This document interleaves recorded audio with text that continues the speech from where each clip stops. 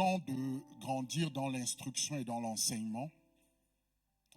La Bible nous dit, faute de connaissance, le peuple de Dieu périt. Et la Bible enseigne aussi, Proverbe 19, verset 2, la Bible dit, le manque de science, le manque de connaissance n'est bon pour personne. Il faut que tu puisses être capable d'évaluer ton niveau de connaissance. Il faut que tu sois capable, après un certain nombre de temps avec le Seigneur, d'être capable de te dire, je sais ceci, je connais ceci, et je suis capable de le transmettre. Parfois, nous constatons souvent avec beaucoup de tristesse que des personnes qui sont dans le Seigneur depuis des années ne sont pas capables de parler des choses simples de la foi. Elles ne sont pas capables de parler des choses simples de la foi parce qu'elles ne s'évaluent pas.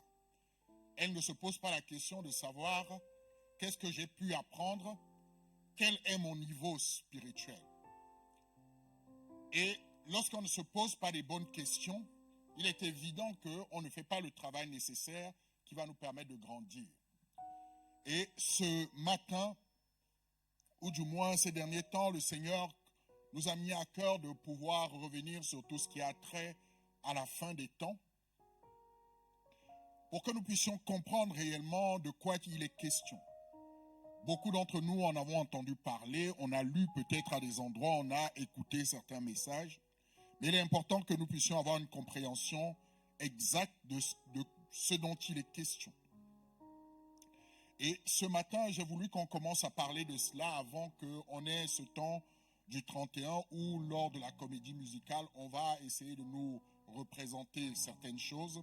On ne pourra pas tout représenter parce qu'il y a beaucoup de choses et en quelques heures, ça serait difficile à représenter. Mais il est important que chacun d'entre nous puisse savoir de quoi il est question.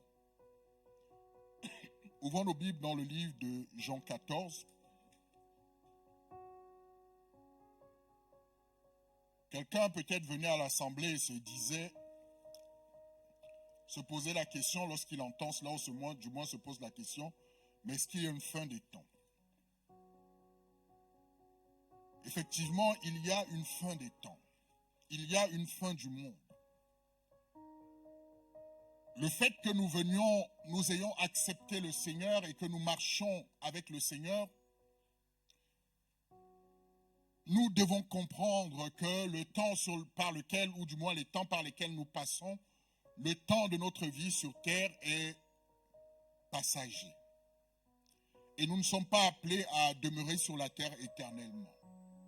C'est pourquoi nous ne devons pas vivre comme des personnes qui n'ont pas conscience de cela. La Bible dit, dans le livre de Jean 14, à partir du verset 1er, c'est Jésus lui-même qui parle et il dit que votre cœur ne se trouble point. Croyez en Dieu et croyez en moi. On continue. Il y a plusieurs demeures dans la maison de mon Père. Si cela n'était pas, je vous l'aurais dit. Je vais vous préparer une place. On continue. Et lorsque je m'en serai allé et que je vous aurai préparé une place, je reviendrai et je vous prendrai avec moi, afin que là où je suis, vous y soyez aussi. Le Seigneur parle à ses disciples, des disciples avec lesquels il avait toujours cheminé, et à un moment donné de leur marche, il leur dit, je m'en vais, mais je ne m'en vais pas définitivement. Il dit, je m'en vais dans le but de vous préparer une place, afin que là où je suis, vous soyez aussi. Il est venu sur la terre, mais leur dit, à la vérité, ma vie, en réalité, ma demeure n'est pas la terre. Hein? Donc, je m'en vais à un endroit, et je veux que vous et moi, vous soyez à cet endroit-là. Mais je ne peux pas vous prendre tout de suite, car il faut que j'aille vous préparer une place, que j'aille faire en sorte que ce moment-là soit un moment particulier pendant lequel je reviendrai vous chercher afin que vous et moi, nous soyons au même endroit. Donc le Seigneur ici est en train de dire qu'il part, mais comment part-il? Ici, lorsqu'il parle de partir, il parle de partir en passant par ce qu'on va appeler la mort et la résurrection. il meurt ici quant à la chair, mais il est vivant quant à l'esprit.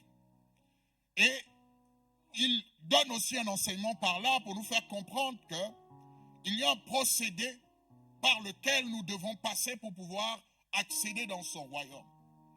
Lorsqu'il parle de la mort ici représente la mort de la chair pour que l'esprit puisse s'élever. Et les disciples, bien évidemment, lorsqu'on entend cela, on va être intrigué et se poser la question de savoir, Seigneur, tu t'en vas, mais quand est-ce que tu reviens? La question du quand va forcément être posée. Seigneur, tu t'en vas, c'est comme une maman qui dit ou un parent qui dit à ses enfants, je m'en vais et je reviendrai. Il est logique et il est normal que les enfants lui posent la question de savoir, mais maman, papa, quand est-ce que tu reviens? Amen. Et les disciples donc vont aussi poser cette question. Tu t'en vas, mais quand est-ce que tu reviens? Or, le Seigneur assure ici qu'il revient pour nous prendre avec lui. Il parle ici à ses disciples, donc il est en train de dire qu'il nous prendra avec lui. Mais il ne prendra pas tout le monde, il prendra que ses disciples avec lui. Ça veut donc dire que pour ceux qui ne sont pas ses disciples, il y a aussi une question à se poser, que deviendront-ils? Amen. Lui, il nous dit, il nous assure du fait qu'il nous prendra avec nous. Notre question à nous, c'est de savoir quand est-ce qu'il nous prendra avec lui. Mais pour ceux qui ne le connaissent pas, il y a aussi une autre question qui se pose. Que deviendront ces personnes qui ne le connaissent pas? Amen. C'est là où nous allons ouvrir nos Bibles dans le livre de Matthieu 24.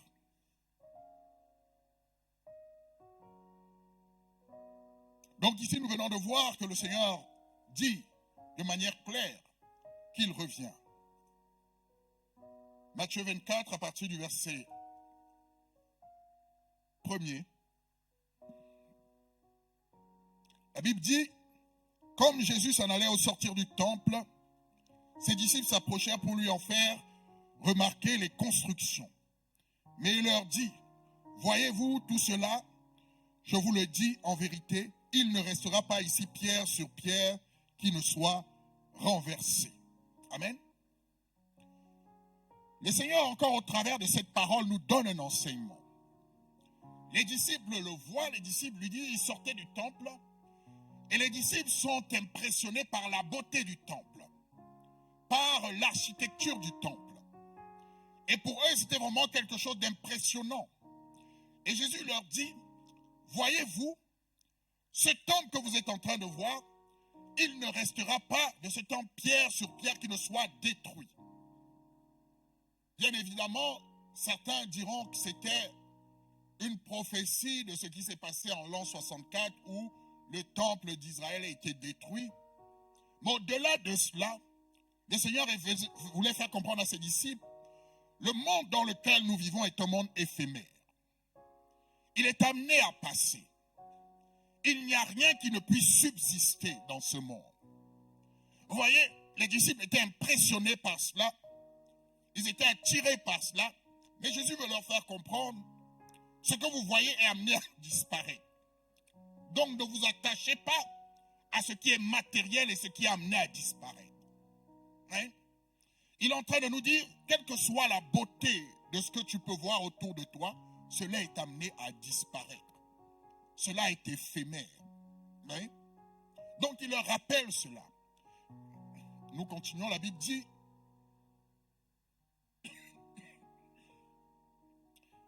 il s'assit sur la montagne des Oliviers et les disciples viennent en particulier lui faire cette question. Dis-nous quand cela arrivera-t-il et quel sera le signe de ton avènement et de la fin du monde? Vous voyez, les disciples lui posent la question, mais quand est-ce que ces choses-là vont se produire? Quels seront les signes de ton avènement et de la fin du monde? Donc le Seigneur leur a parlé de la fin du monde. Le Seigneur leur a parlé de son avènement. Le Seigneur leur a pas dit quand. Mais ils vont dire, Seigneur, donne-nous les signes, parce qu'il y a des signes qui vont précéder son avènement. Les signes, c'est ce qui te permet de savoir qu'il y a quelque chose qui va se produire. Les signes ne veulent pas forcément dire que c'est ce jour-là que ça va se produire. Mais les signes te permettent de te dire il y a quelque chose qui est en préparation pour que tu puisses te préparer. Parce que lorsque le Seigneur dit dans Jean 14, je viens vous chercher, il est important que lorsque tu dois faire un voyage, il est important que tu te prépares.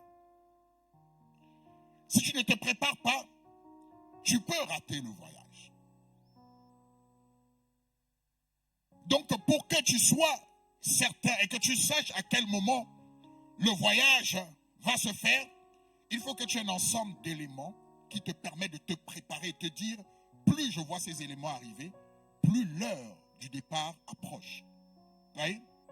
Et c'est pour cela que les disciples posent des questions. Ils disent, donne-nous les signes. Quels sont les signes de ton avènement? Pourquoi il faut qu'ils aient des signes? Parce qu'ils se préparent à partir comme chacun d'entre nous. Et donc le Seigneur va dire ici, à partir du verset 4, Jésus leur répondit, prenez garde que personne ne vous séduise. Car plusieurs viendront sous mon nom disant, c'est moi qui suis le Christ. Et ils séduiront beaucoup de gens.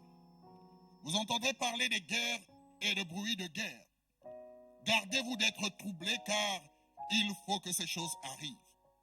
Mais cela ne sera pas encore la fin. Une nation s'élèvera contre une nation, un royaume contre un royaume, et il y aura en divers lieux des famines et des tremblements de terre. Tout cela ne sera que le commencement des douleurs. Alors on vous livrera au tourment et l'on vous fera mourir. Et vous serez haïs de toutes les nations à cause de mon nom. Alors aussi plusieurs succomberont et ils se trahiront, se haïront les uns les autres. Plusieurs faux prophètes s'élèveront et ils séduiront beaucoup de gens. Et parce que l'iniquité se sera accrue, la charité du plus grand nombre se refroidira. Mais celui qui persévérera jusqu'à la fin sera sauvé. Cette bonne nouvelle du royaume sera prêchée dans le monde entier pour servir de témoignage à toutes les nations. Alors viendra la fin. C'est pourquoi lorsque vous verrez l'abomination de la désolation dont a parlé le prophète Daniel, établie en lieu saint, que celui qui lit fasse attention. Alors ceux qui seront en Judée fuient dans les montagnes, que celui qui sera sur le toit ne descende pas pour prendre ce qui est dans sa maison. Et que celui qui sera dans les champs ne retourne pas en arrière pour prendre son manteau. Malheur aux femmes qui seront enceintes et à celles qui allaiteront en ces jours-là. Priez pour que votre fuite n'arrive pas en hiver, ni un jour de sabbat, car alors la détresse sera si grande qu'il n'y en a point eu de pareil depuis le commencement du monde jusqu'à présent et qu'il n'y en aura jamais. Et si ces jours n'étaient abrégés, personne ne serait sauvé. Mais à cause des élus, ces jours seront abrégés. Si quelqu'un vous dit alors, le Christ est ici, ou il est là, ne croyez pas, car il s'élèvera de faux Christ et de faux prophètes. Ils feront de grands prodiges et des miracles au point de séduire, s'il était possible, même les élus. Voici, je vous l'ai annoncé d'avance.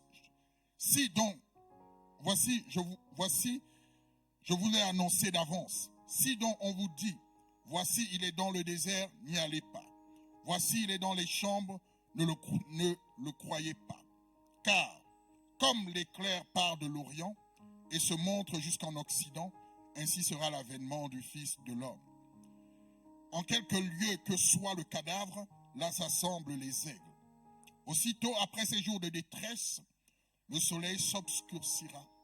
La lune ne donnera plus sa lumière, les étoiles tomberont du ciel et les puissances des cieux seront ébranlées. Je veux simplement qu'on s'arrête au verset 29.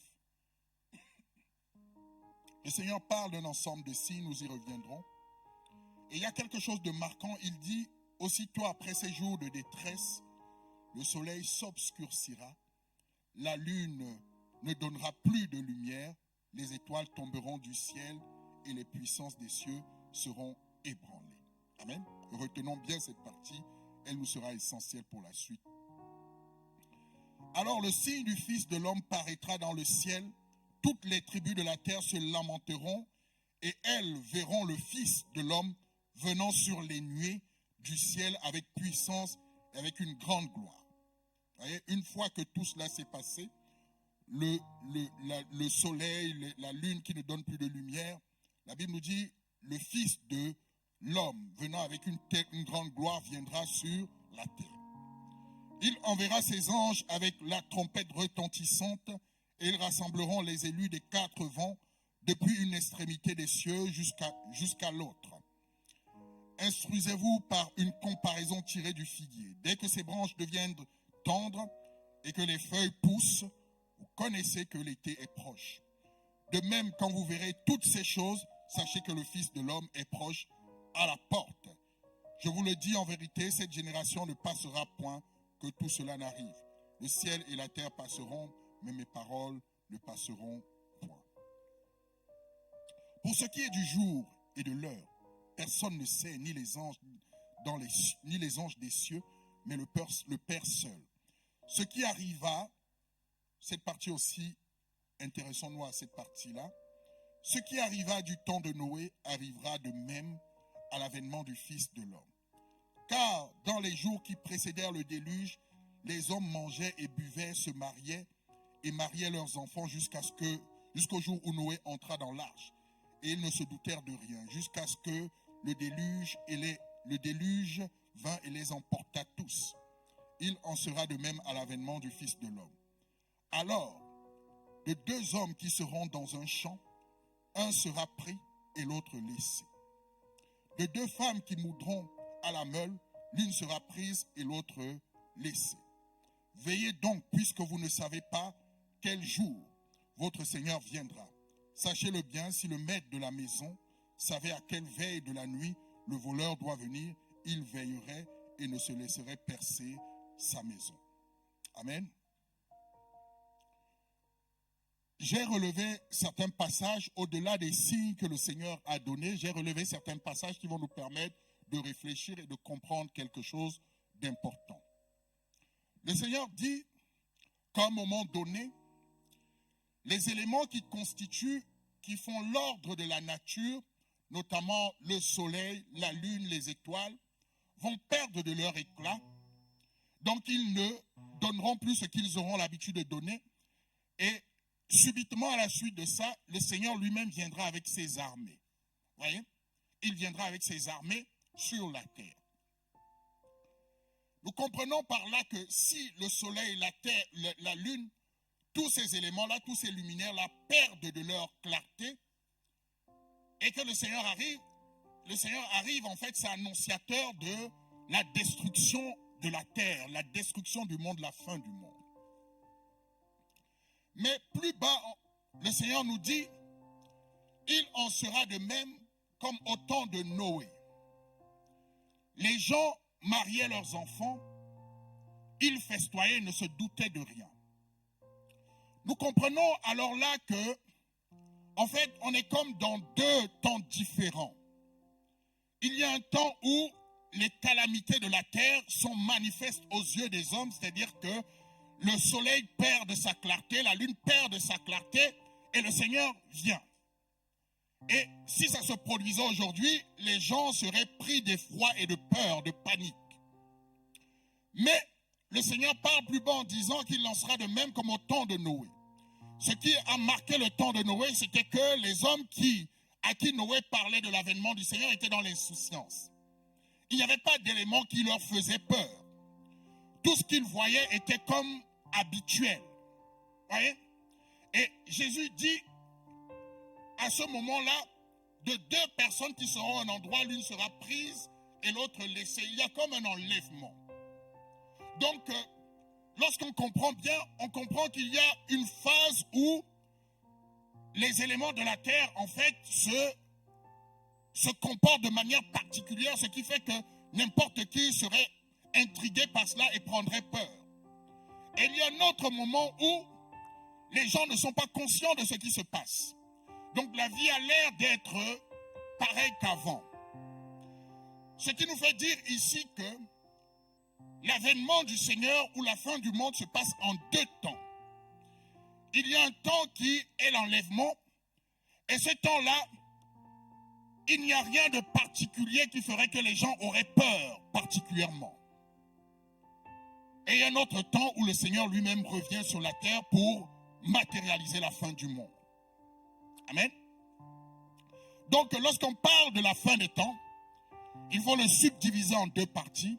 Il y a la partie enlèvement, où le Seigneur dit de deux personnes qui sont à un endroit, l'une sera prise et l'autre laissée. Et une partie où le Seigneur revient sur la terre. Vous voyez? La partie où le Seigneur revient sur la terre, où la lune, le soleil perd de son éclat, c'est réellement la création d'un monde nouveau. Et la partie de l'enlèvement précède donc cette arrivée du Seigneur sur la terre. Ça veut dire quoi? Ça veut dire qu'il y aura d'abord enlèvement avant qu'il y ait destruction du monde. Amen.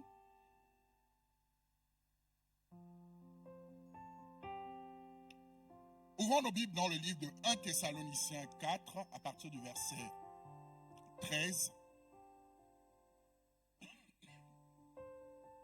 pour que nous puissions comprendre ces deux événements distincts. Il est déjà important que nous puissions comprendre qu'il y a deux événements distincts qui précèdent la fin des temps.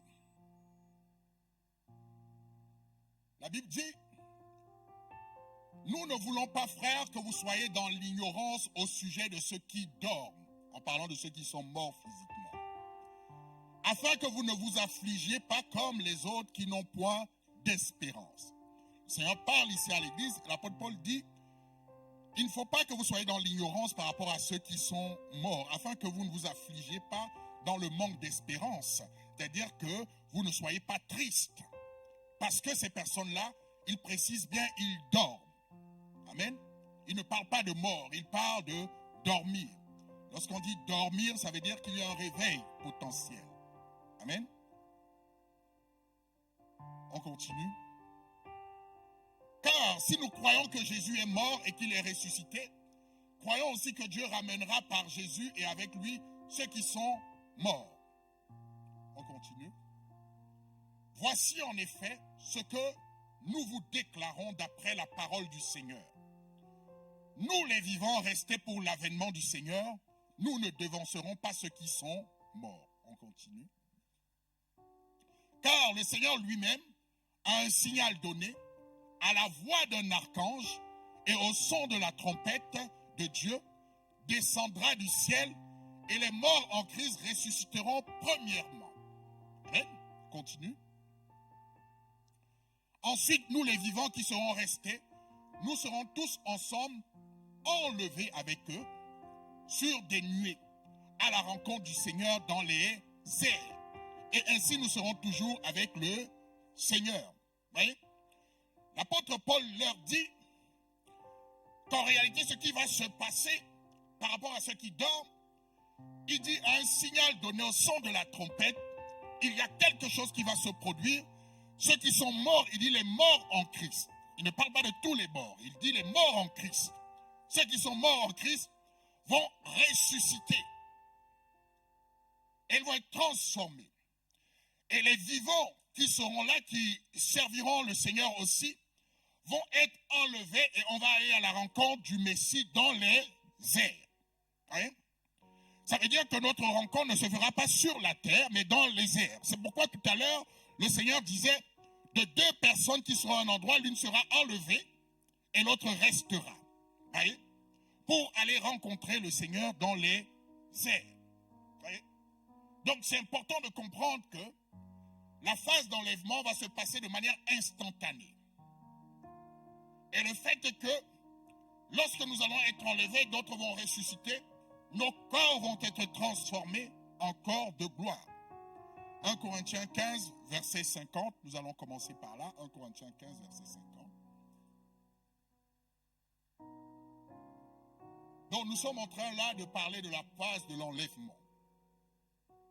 Je veux déjà que dans nos esprits, qu'il puisse avoir cette distinction-là entre l'enlèvement et la venue du Seigneur sur la terre où il viendra pour détruire le monde.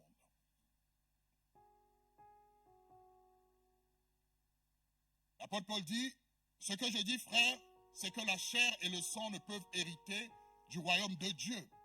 et que la corruption n'hérite pas de l'incorruptibilité. On continue. On peut continuer.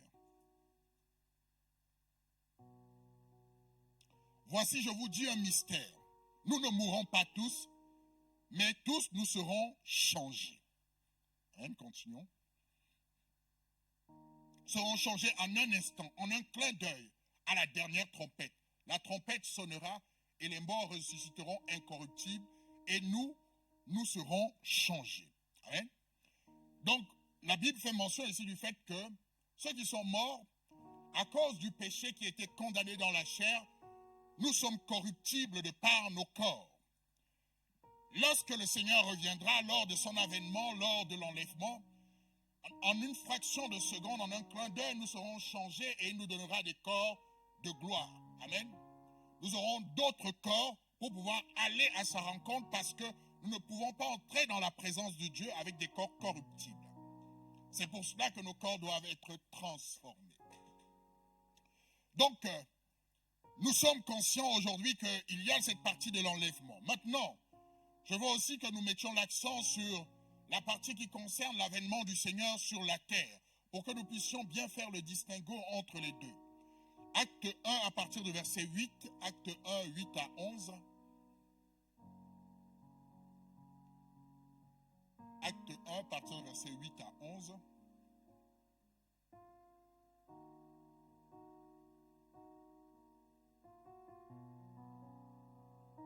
Ok.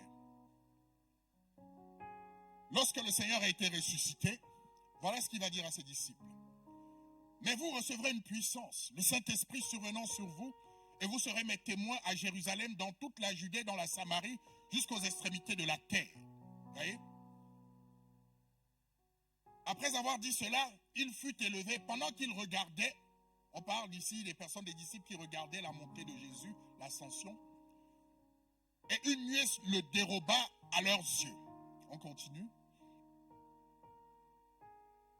Et comme ils avaient les regards fixés vers le ciel pendant qu'ils s'en allaient, voici deux hommes vêtus de blanc leur apparurent. On continue. Et dirent, hommes galiléens, pourquoi vous arrêtez-vous à regarder au ciel? Ce Jésus qui était enlevé au ciel au milieu de vous reviendra de la même manière que vous l'avez vu en allant au ciel. Jésus, les anges, les deux hommes dont il est fait mention, ce sont des anges qui disent aux personnes qui regardaient le Seigneur monter, il dit, pourquoi vous arrêtez-vous à regarder vers le ciel?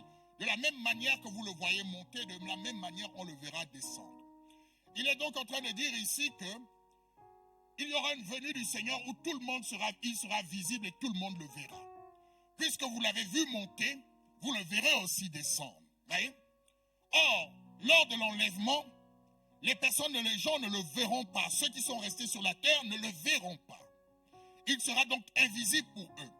Mais une venue pour laquelle il sera visible pour tout le monde. Amen. Apocalypse 1 à partir du verset 7, on va y aller. Apocalypse 1 à partir du verset 7.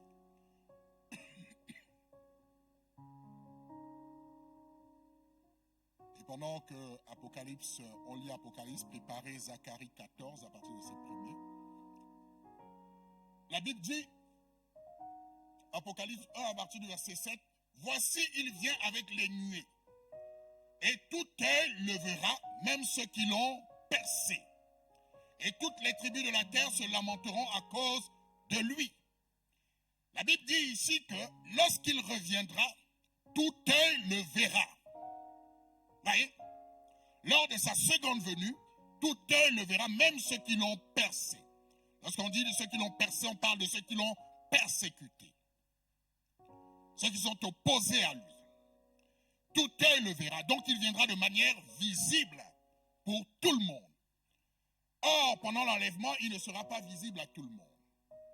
Sa deuxième venue, il sera visible pour tout le monde. Zacharie 14, à partir du verset 1er.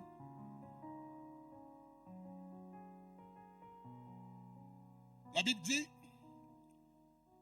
voici le jour de l'Éternel arrive, et tes dépouilles seront partagées au milieu de toi. Continuons. je rassemblerai toutes les nations pour qu'elles attaquent Jérusalem. La ville sera prise, les maisons seront pillées et les femmes violées. La moitié de la ville ira en captivité. Mais le reste du peuple ne sera pas exterminé de la ville. On continue. L'Éternel paraîtra et il combattra avec ces nations comme il combat au jour de la bataille. Nous continuons. Ses pieds se poseront en ce jour sur la montagne des Oliviers qui est vis-à-vis de Jérusalem du côté de l'Orient. Amen. La montagne des Oliviers se fondra par le milieu. Bref, ce qui nous retient ici, c'est que la Bible déclare « Ses pieds se poseront en ce jour-là sur la montagne des Oliviers ». Amen. Ça veut dire qu'il viendra sur la terre en ce jour-là. Et lorsqu'il est parti de la terre, effectivement, lorsqu'il a eu l'ascension s'est également passée sur la montagne des Oliviers. C'est pourquoi les anges disaient de la même manière que vous l'avez vu monter, de la même manière vous le verrez descendre. Voyez? Comme pour dire ici que effectivement la fin du monde est subdivisée en deux parties. Il y a une partie qui concerne l'enlèvement, qui va affecter ceux qui marchent avec le Seigneur.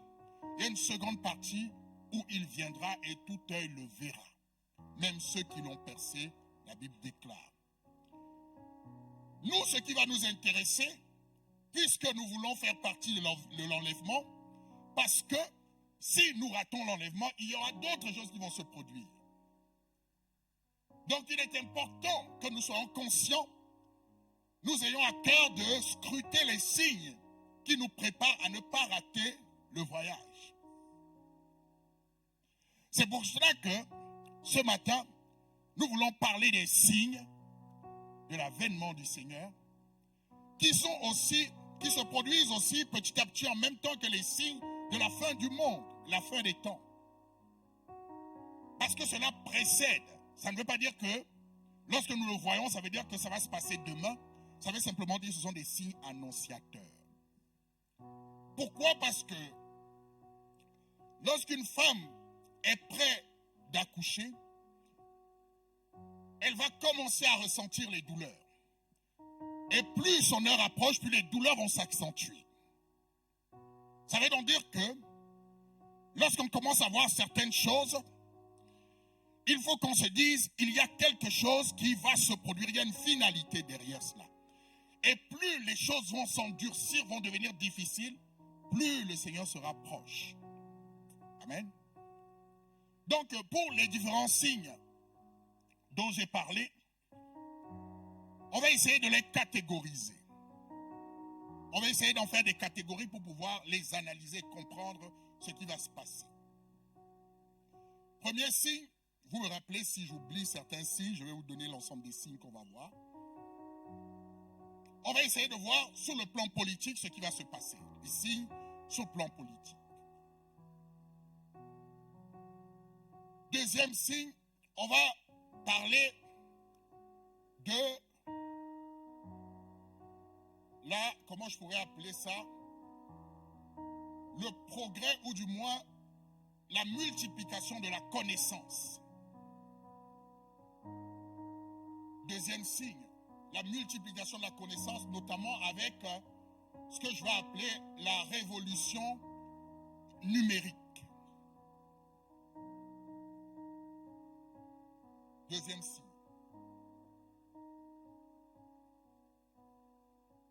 Troisième signe qu'on va aborder, c'est les changements sociétaux. Les changements sociétaux, le bouleversement des sociétés.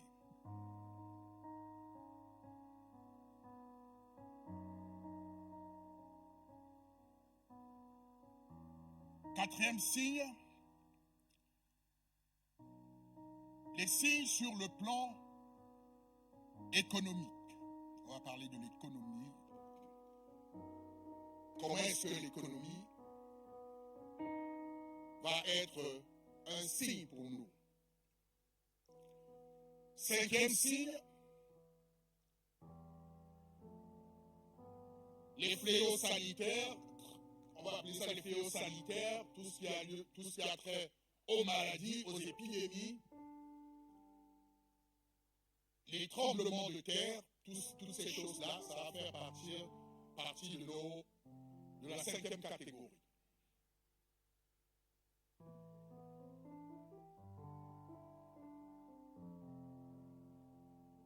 Et en 6e catégorie, nous allons parler, 6e signe que nous devons regarder, nous allons parler de l'apostasie.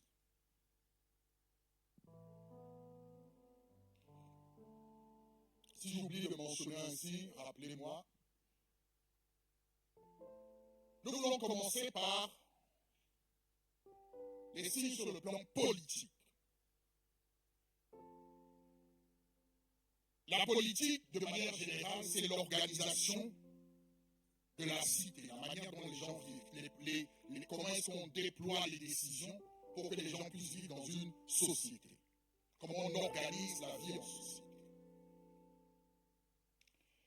La Bible dit, Matthieu 24,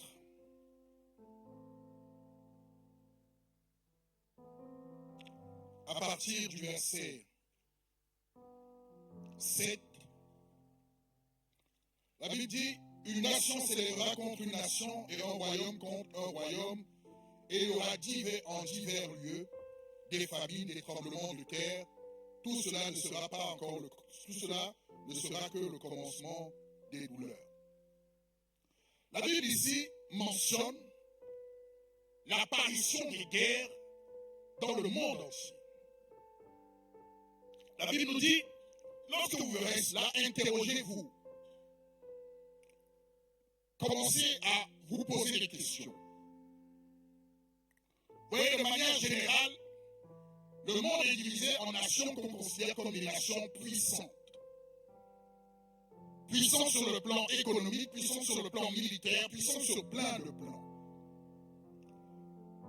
Mais la question est de savoir, lorsqu'il y a des guerres, qu'est-ce qui suscite les guerres? Il ne faut pas simplement constater une guerre et ne pas se poser les questions essentielles qui te permettent de comprendre pourquoi il y a des guerres.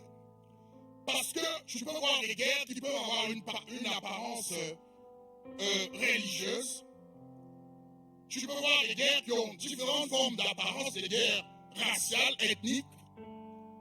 Mais la question est de savoir, je dois me poser la question de savoir quel est le fondement des guerres, qu'est-ce qui pousse les guerres. Et aujourd'hui, on détermine la puissance d'une nation par rapport à la quantité de ressources qu'elle a. C'est-à-dire que si dans cette nation-là, on a la capacité de bénéficier des ressources qui permettent la vie au quotidien, on va déclarer cette nation comme étant puissante. La question que tu dois te poser, c'est de te demander si la puissance est déterminée par la possession, la capacité de transformer les ressources et de les posséder pour qu'on ait une vie qui semble être une vie commode. Alors tu dois te poser la question de savoir, lorsque je vois des guerres, et que tu ne comprends peut-être pas toujours, tu dois te poser la question dans le pays dans lequel tu es, si tu as ces avantages-là, tu dois te poser la question de savoir, comment se fait-il que je suis dans un pays, on n'a pas de matière première, on n'a pas de pétrole, on n'a pas de toutes ces choses-là, mais je parviens quand même à rouler ma voiture tous les jours. Comment se fait-il que on n'a pas de minerais pour nous produire l'électricité, mais moi, j'ai toujours l'électricité chez moi?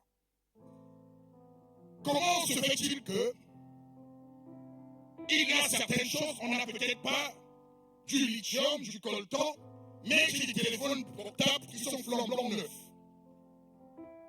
Lorsque tu vas te poser cette question, tu vas aller chercher à savoir d'où est-ce que cela vient. Et en général, quand tu vas aller commencer à chercher d'où est-ce que cela vient, tu vas aller trouver des endroits où il y a des guerres parce que il y a des choses qui viennent de ces endroits-là. Parce que le plus important, ou du moins, la chose qu'on ne dit pas souvent et qu'on ne comprend pas, c'est que les hommes se battent pour s'accaparer des ressources.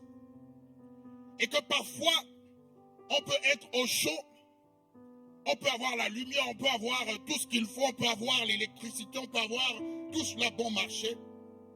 Parce que quelque part, on prend ces choses-là. Et pour qu'on ait un bon marché, parfois il est important qu'il y ait des guerres dans ces endroits-là pour pouvoir piller les ressources. Quelqu'un va dire, oui, mais on les achète. Et je te pose une autre question. Si un jour, le matin, tu te réveilles et on te dit que la baguette de pain est à 10 centimes, ça veut dire que quelque part, il y a quelqu'un qui ne bénéficie pas du plein pouvoir ou quelqu'un qui ne bénéficie pas de l'argent qui participe à la production de la baguette. Ça veut donc dire que soit c'est le cultivateur qui ne profite pas de cela pour que toi tu puisses l'avoir à 10 centimes. Ouais. Ce n'est pas parce que tu dis je l'ai acheté à 10 centimes, je l'ai payé. La question c'est de savoir, est-ce que celui qui produit cela vit de ce que tu as payé? Et lorsque tu as compris ce mécanisme-là, tu commences à comprendre maintenant que, en général, lorsqu'il y a guerre quelque part, il ne faut pas simplement s'arrêter à ce qu'on te dit ou ce que tu vois, il faut aller chercher le vrai fondement des choses. Et tant qu'il y aura cette guerre des ressources, puisque les nations vivent de cela, alors il y aura des guerres à divers endroits, et ces guerres-là seront maquillées parfois pour te donner l'impression que c'est une guerre qui est religieuse, c'est une guerre qui est ceci, alors que le plus important derrière tout cela, ce sont les matières premières. Vous voyez? Et aujourd'hui, nous voyons par exemple, il y a une guerre par exemple au Soudan actuellement, qui est une guerre terrible, dont les médias ne font pas trop état, dans lesquels il y a deux factions qui se battent. Mais lorsque tu vas chercher ces factions-là, elles sont soutenues par des pays qui, eux, ne se battent pas. Vous voyez? Elles sont soutenues par des pays qui, eux, ne se battent pas pour mieux exploiter. Parce que ce pourquoi on se bat, en apparence, on nous présente quelque chose, on nous dit que c'est une guerre, en fait, où les gens se battent pour pouvoir avoir du pouvoir, pour pouvoir avoir ceci. Mais derrière cela, il y a de vrais enjeux économiques. Okay? Lorsque nous regardons parfois, je vais parler ici du Congo par exemple, une guerre qui dure depuis des millénaires, quand je dis des millénaires, peut-être c'est trop, des années et des années. On n'en parle pas trop parce que il ne faut pas trop mettre la lumière dessus, parce qu'il ne faut pas non plus que ça s'arrête. Parce que tant qu'il y a ces guerres, on peut piller les matières premières. Ce qui se passe, c'est souvent, lorsqu'il y a des personnes qui se battent, et c'est arrivé, hein, vous voyez, certains viennent et leur disent, nous on est capable de vous financer militairement pour que vous puissiez vous battre, on comprend votre cause. Et les mêmes personnes vont voir les ennemis et ils disent, on comprend aussi votre cause, on vous finance aussi. Et puisque pendant que vous vous battez, vous avez besoin d'argent, alors les ressources qui sont sous votre contrôle, vous les bradez au profit de la guerre. Voilà comment beaucoup de nations sont puissantes. Et parce qu'on se bat pour ces ressources-là, les guerres vont s'établir de plus en plus. Les guerres vont continuer à s'accentuer. Parce que chacun va se battre, mais peut-être pas directement. Parce qu'il ne faut pas qu'on voit que c'est moi qui suis en train de me battre. Mais je vais prendre des personnes qui vont se battre pour moi dans mon intérêt. Voyez? Et donc le Seigneur dit, vous allez voir une multiplication de guerres. Quelqu'un pourrait me dire, mais il y a toujours eu des guerres avant.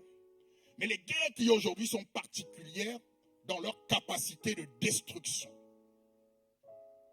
Il y a des armes aujourd'hui qui seraient capables de détruire la terre, je ne sais pas combien de fois, ce qu'il n'y avait pas avant. Les guerres qui se produisent aujourd'hui sont de plus en plus meurtrières, sont de plus en plus violentes. Oui? Donc le Seigneur dit, lorsque vous verrez cela, commencez à vous préparer. Lorsque tu vois une guerre à un endroit, commence à réfléchir. Les hommes ne se battent pas pour rien. À chaque fois qu'on te parle de guerre, la première question où tu vois une guerre, commence déjà par chercher qu'est-ce qu'il y a dans le sous-sol de ce pays. Ça doit être ton premier raisonnement. Qu'est-ce qu'il y a? Et puisque ces ressources-là doivent être prises pour maintenir un système de vie ailleurs, alors les guerres persévéreront toujours, elles seront toujours latentes, elles seront toujours là. On a créé l'Organisation des Nations Unies pour pouvoir réguler le monde après la Deuxième Guerre mondiale. Mais dans cette Organisation des Nations Unies, on s'est arrangé à donner à 5 pays du monde le droit de veto sur tout ce qui se passe. C'est-à-dire que on a choisi des pays qui sont des pays dits puissants. Ils sont capables de décider qu'il faut faire ceci ou pas cela. Et cependant, hypocritement, on nous dit que nous sommes sûrs, nous avons le même niveau, tous les pays ont les mêmes droits, ce qui n'est pas vrai dans l'absolu. Vous voyez? Ce sont des manipulations qui nous montrent en fait qu'on est en train de préparer, parce qu'il ne faut jamais oublier que lorsqu'on parle des signes de la fin des temps, on parle des signes qui vont servir à l'avènement de celui qu'on appelle l'Antéchrist. Il y aura un homme pour lequel on prépare certaines choses. Vous voyez? C'est pour ça qu'on parle des signes de la fin des temps. On ne parle pas simplement des signes parce que le Seigneur va venir, mais on parle aussi des signes parce que, après que nous ayons été enlevés, nous en parlerons plus tard, il y aura un homme qui viendra gouverner la terre. Et cet homme-là a besoin qu'on lui prépare le terrain. Vous voyez? Le Seigneur donc dit donc qu'il y aura des guerres. Donc lorsque vous voyez des guerres, sur le plan politique, le Seigneur est en train de nous montrer ce qui se passe au niveau de la géostratégie. Chacun place ses pions un peu partout. Chacun place ses pions un peu partout. Chacun place ses pions un peu partout. Comment vous expliquer que parfois, les superpuissances, elles ne restent pas chez elles, mais elles placent leurs pions un peu partout dans le monde entier parce qu'elles veulent le contrôle de certaines choses. Ce n'est pas parce qu'elles aiment trop les gens, c'est parce qu'elles veulent contrôler certaines choses. Et de plus en plus, les nations se battent comme cela. Elles placent leurs pions un peu partout pour le contrôle des ressources. Et cela va aller en s'accroissant parce que plus le temps va passer, plus certaines ressources vont devenir rares. Et plus les guerres vont être exacerbées. Donc le Seigneur nous dit, lorsque vous verrez ces guerres-là, préparez-vous, commencez à réfléchir. Ne t'assieds pas et en train de regarder BFM TV, en train de te dire, il y a une guerre là-bas, c'est pour des problèmes religieux. Réfléchis, sois plus intelligent. Sois plus intelligent. Parfois, on va utiliser des problèmes religieux, mais derrière cela, ça cache un vrai intérêt. Donc, il faut faire très, très attention. Le Seigneur nous dit de commencer à réfléchir et d'être intelligent. Premier signe. Nous avons vu le plan politique et le plan géostratégique. Deuxième signe, c'est ce que j'ai appelé la révolution numérique. C'est important de comprendre ce signe-là est important parce que c'est lui qui va, comment je pourrais dire ça, c'est lui qui va gérer tout ce qui va se passer dans l'avenir. Lorsqu'on parle de révolution, on parle d'un changement qui ne reste pas invisible, qui marque la société dans laquelle on vit. La première révolution qui a eu lieu dans le monde, on va faire cours de troisième, c'est la révolution industrielle qui s'est passée en Angleterre. Amen. Avec ce qu'on appelle l'invention de la machine à vapeur. Ce qui se produit à cette époque-là, c'est que il n'y avait pas de machine, tout était fait de manière manuelle. Et donc on avait besoin des esclaves pour faire les choses de manière manuelle. Et lorsque il y a eu la révolution industrielle, on a commencé à faire le moteur à vapeur, on s'est rendu très vite compte qu'il était plus intéressant de mécaniser les choses pour pouvoir accélérer le travail. Ce qu'une machine fait en 1 heure, il faut des centaines d'hommes pour le faire dans le même laps de temps. Voyez? Donc ceux qui disent qu'on a aboli l'esclavage parce que les gens étaient trop bons, c'est pas toujours vrai aussi. Et donc, il y a eu cette révolution-là qui a changé le monde réellement. On a commencé à mécaniser le monde. L'une des deuxièmes révolutions, une autre révolution qui est arrivée, qui a encore changé le monde,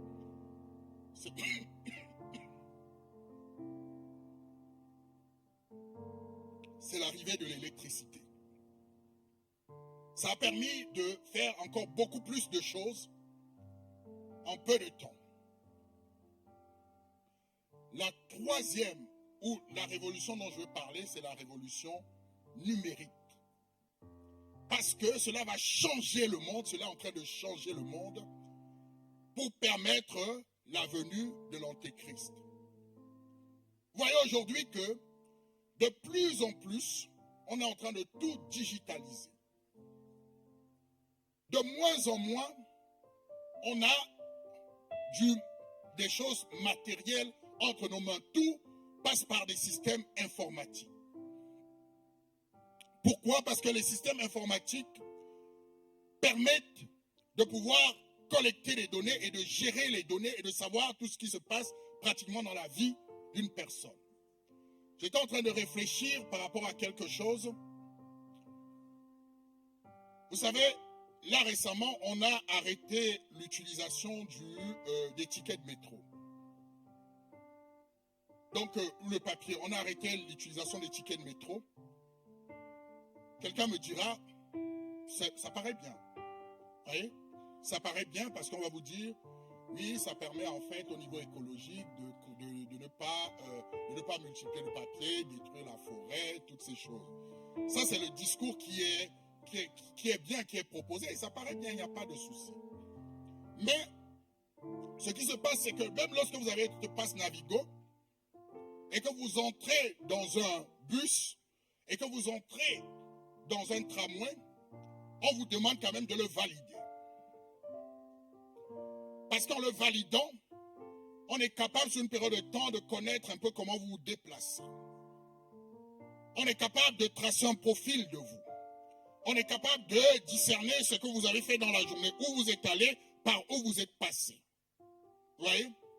On a donc des informations sur vous. C'est pourquoi on vous demande de le faire. On collecte ces informations-là parce que ces informations vont servir à autre chose, pourront potentiellement servir à autre chose. Au niveau des transactions financières, de plus en plus, on va arriver à un moment où il n'y aura plus d'argent papier. Mais cela a un but bien précis. Parce que lorsqu'il n'y a plus d'argent papier, on contrôle toutes vos transactions financières. Et non seulement on contrôle toutes vos transactions financières, on a la capacité de vous contraindre à faire des choses, même si vous ne voulez pas le faire. Souvenons-nous que le monde est en train de se préparer à l'avènement de l'Antéchrist. Amen. Aujourd'hui, on ne voit peut-être pas ces choses. Mais le but, c'est une préparation. On est en train de préparer les choses en douceur.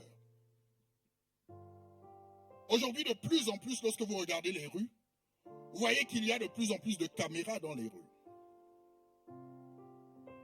On va vous dire, c'est pour votre protection. C'est pour la sécurité. Voilà le bon discours. Mais aujourd'hui, par exemple en Chine, dans les rues, il y a ce qu'on appelle la reconnaissance faciale. On est capable de savoir à quel moment tu es sorti, ce que tu as fait, où est-ce que tu t'es déplacé. On est capable de te tracer. On est capable de faire ces choses-là. À cause simplement de l'informatique. Où on est capable de voir, de connaître ta journée. Et il y aura un moment donné aussi où, parce que ces choses-là viennent toujours pour résoudre un problème. Je ne sais pas s'il est créé ou pas créé. J'ai ma petite idée là-dessus. On va à un moment donné, vous allez voir que il pourra y avoir un phénomène où les enfants vont commencer à disparaître. Les enfants vont commencer à disparaître. Et pour t'apporter une solution, pour que tu le prennes comme une solution, on va te dire, Il faut qu'on commence à leur introduire des puces pour pouvoir les localiser partout, comme on localise ton téléphone, peu importe l'endroit où tu te trouves. Et cela va rentrer dans la pensée des gens. Les gens vont dire, c'est quelque chose qui est totalement bien. Mais la question, c'est de savoir comment est-ce qu'on l'utilisera plus tard. C'est ça la question, la réalité, la vraie question. Vous voyez, là ces derniers temps-ci, pour te montrer que le monde commence déjà à nous montrer comment il va fonctionner, lorsqu'il y a eu, à un moment donné, pendant la guerre qui continue toujours entre l'Ukraine et la Russie, ce qui s'est passé, c'est que,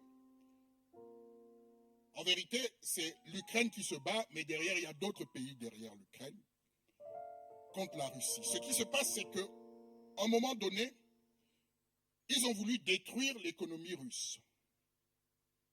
Et ils ont procédé comment? Ils ont dit, puisque on a un même système informatique qui nous permet en fait de faire des transactions financières, ce qu'on appelle le système SWIFT, qui permet d'échanger lorsque, par exemple, une banque veut converser avec une autre banque et que vous avez fait des achats, ça passe par là, on a vos avoirs, on a toutes ces choses-là.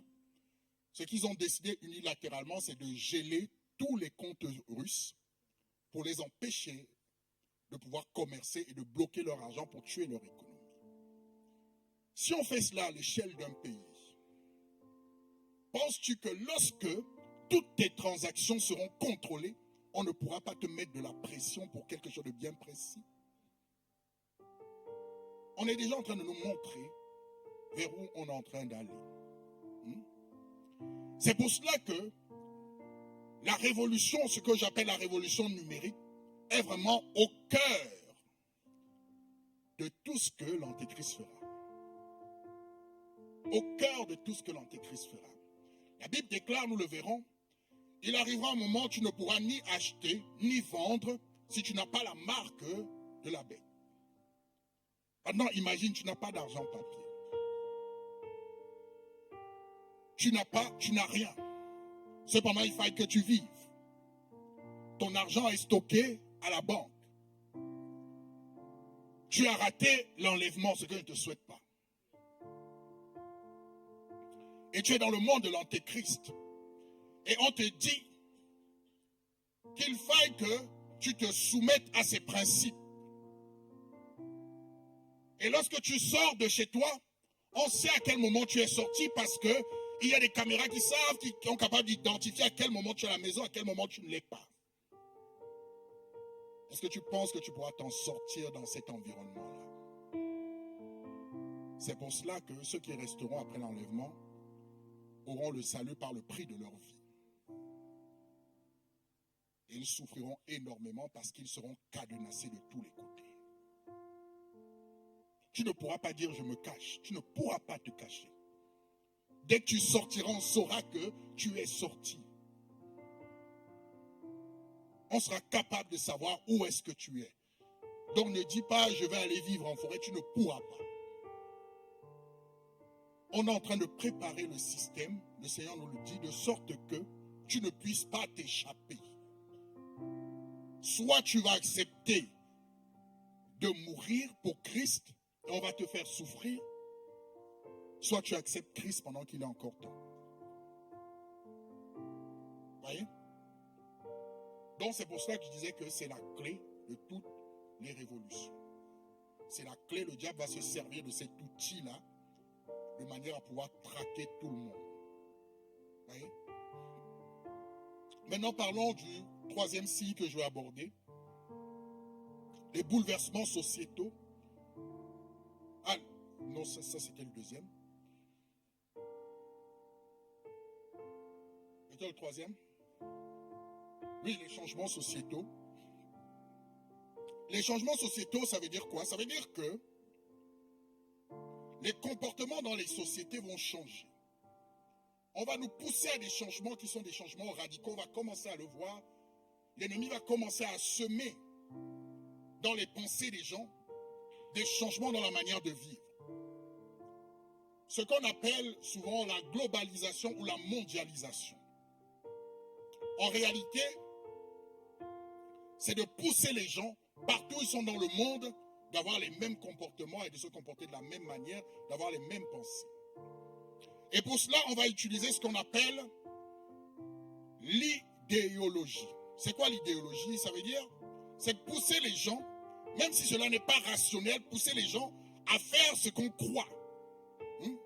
Et leur mettre la pression, normaliser parfois ce qui n'est pas normal. Vous savez qu'aujourd'hui, l'un des bouleversements qu'on est en train de vivre, à l'époque, lorsqu'on allait à l'école, on allait à l'école pour apprendre à lire, pour apprendre à compter, pour apprendre à développer notre raison critique.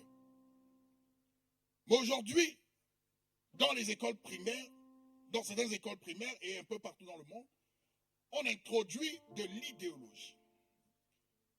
On dit par exemple aux enfants que tu es un garçon, mais tu peux te sentir fille, ça veut dire que tu peux changer la nature de ton sexe. Alors que l'école n'était pas réservée à cela. Mais de plus en plus, on bombarde les enfants de cette idéologie. Il y a même un président d'un pays qui est allé dans une école.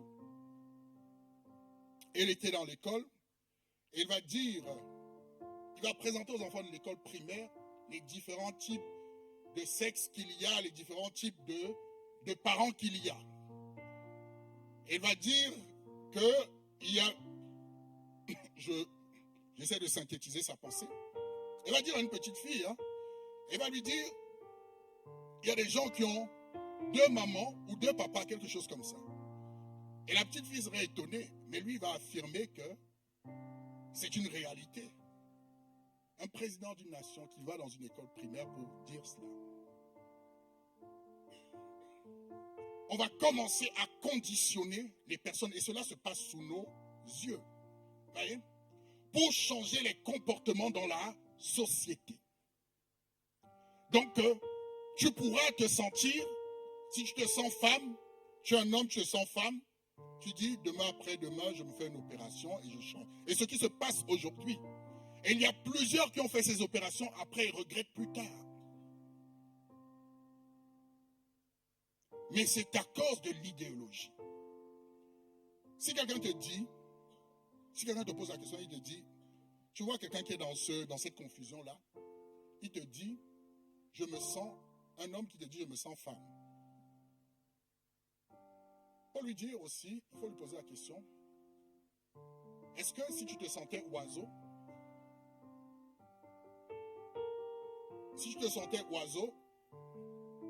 ou du moins tu peux lui dire, est-ce qu'ils vont te dire, on peut se sentir ce qu'on veut en fait, quoi. Je peux me sentir oiseau.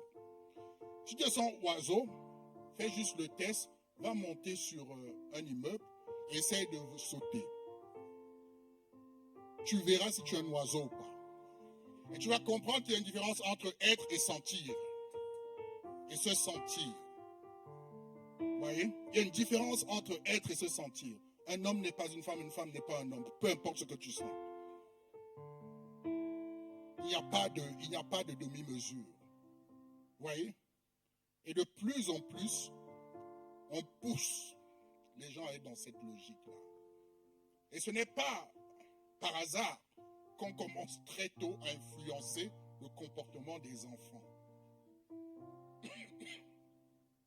Pour qu'ils le conçoivent comme étant vrai. Pour qu'ils normalisent les choses. Oui. Et l'autre élément qui est de plus en plus manifeste, c'est la destruction de la famille. La destruction de la famille. Et pour détruire la famille, on utilise la guerre des sexes, la guerre entre l'homme et la femme. Ce sont des courants de pensée qui naissent pour faire comprendre qu'il y a une inimitié entre l'homme et la femme. Or, à la vérité, l'homme n'existe pas sans la femme et la femme n'existe pas sans l'homme. Dieu a créé une interdépendance. Vous voyez? Et on fait tout cela pour détruire les familles, parce qu'en détruisant les familles, on détruit aussi les enfants qui sont issus de cette famille-là. Aujourd'hui, il y a des femmes qui vous disent, moi, je vais faire un enfant sans un homme.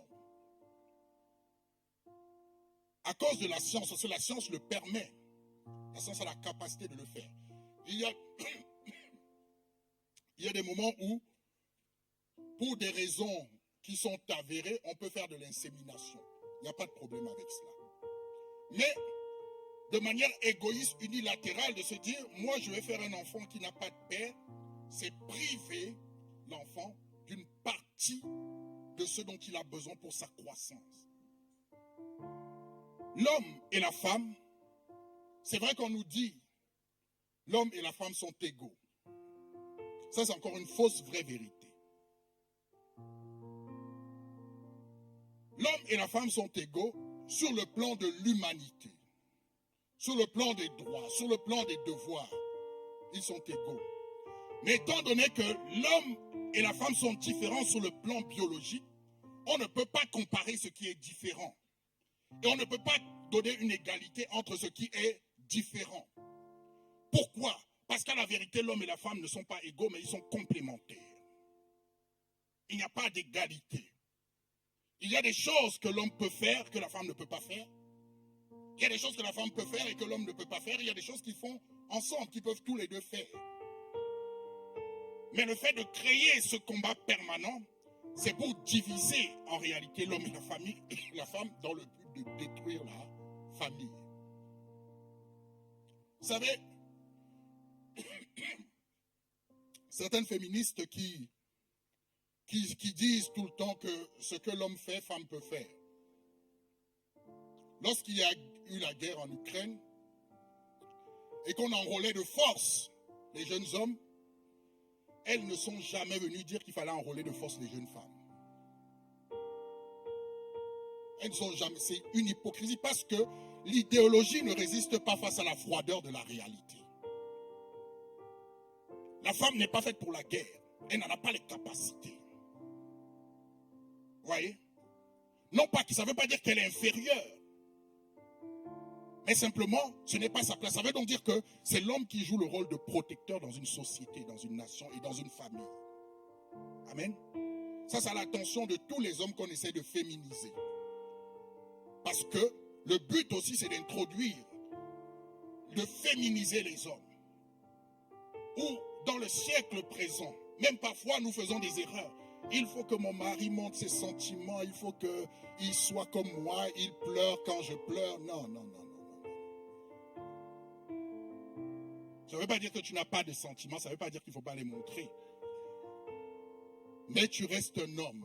Tu restes un homme. Tu restes un homme. Quand il faut pleurer, il faut que ce soit toi qui pleures en dernier. Il faut que ce soit toi qui pleures en dernier. J'avais vu une parodie comme cela sur Internet. Et un monsieur était couché dans son lit avec son épouse. Et il y avait des personnes qui étaient en train de vouloir rentrer chez eux avec effraction. Et l'homme avait tellement peur qu'il a envoyé sa femme regarder. Vous voyez? Non, il y a des choses que c'est l'homme qui doit faire et d'autres choses qui sont réservées à la femme. Mais en ce qui concerne la protection d'une nation, la construction d'une nation, elle est basée sur les hommes. Ce n'est pas une discussion, ce sont des faits. Mais le but, en réalité, c'est de créer la division entre l'homme et la femme pour détruire les enfants. Parce qu'un enfant qui n'a pas grandi dans un foyer, un père et une mère, a toujours des blessures à l'intérieur de lui.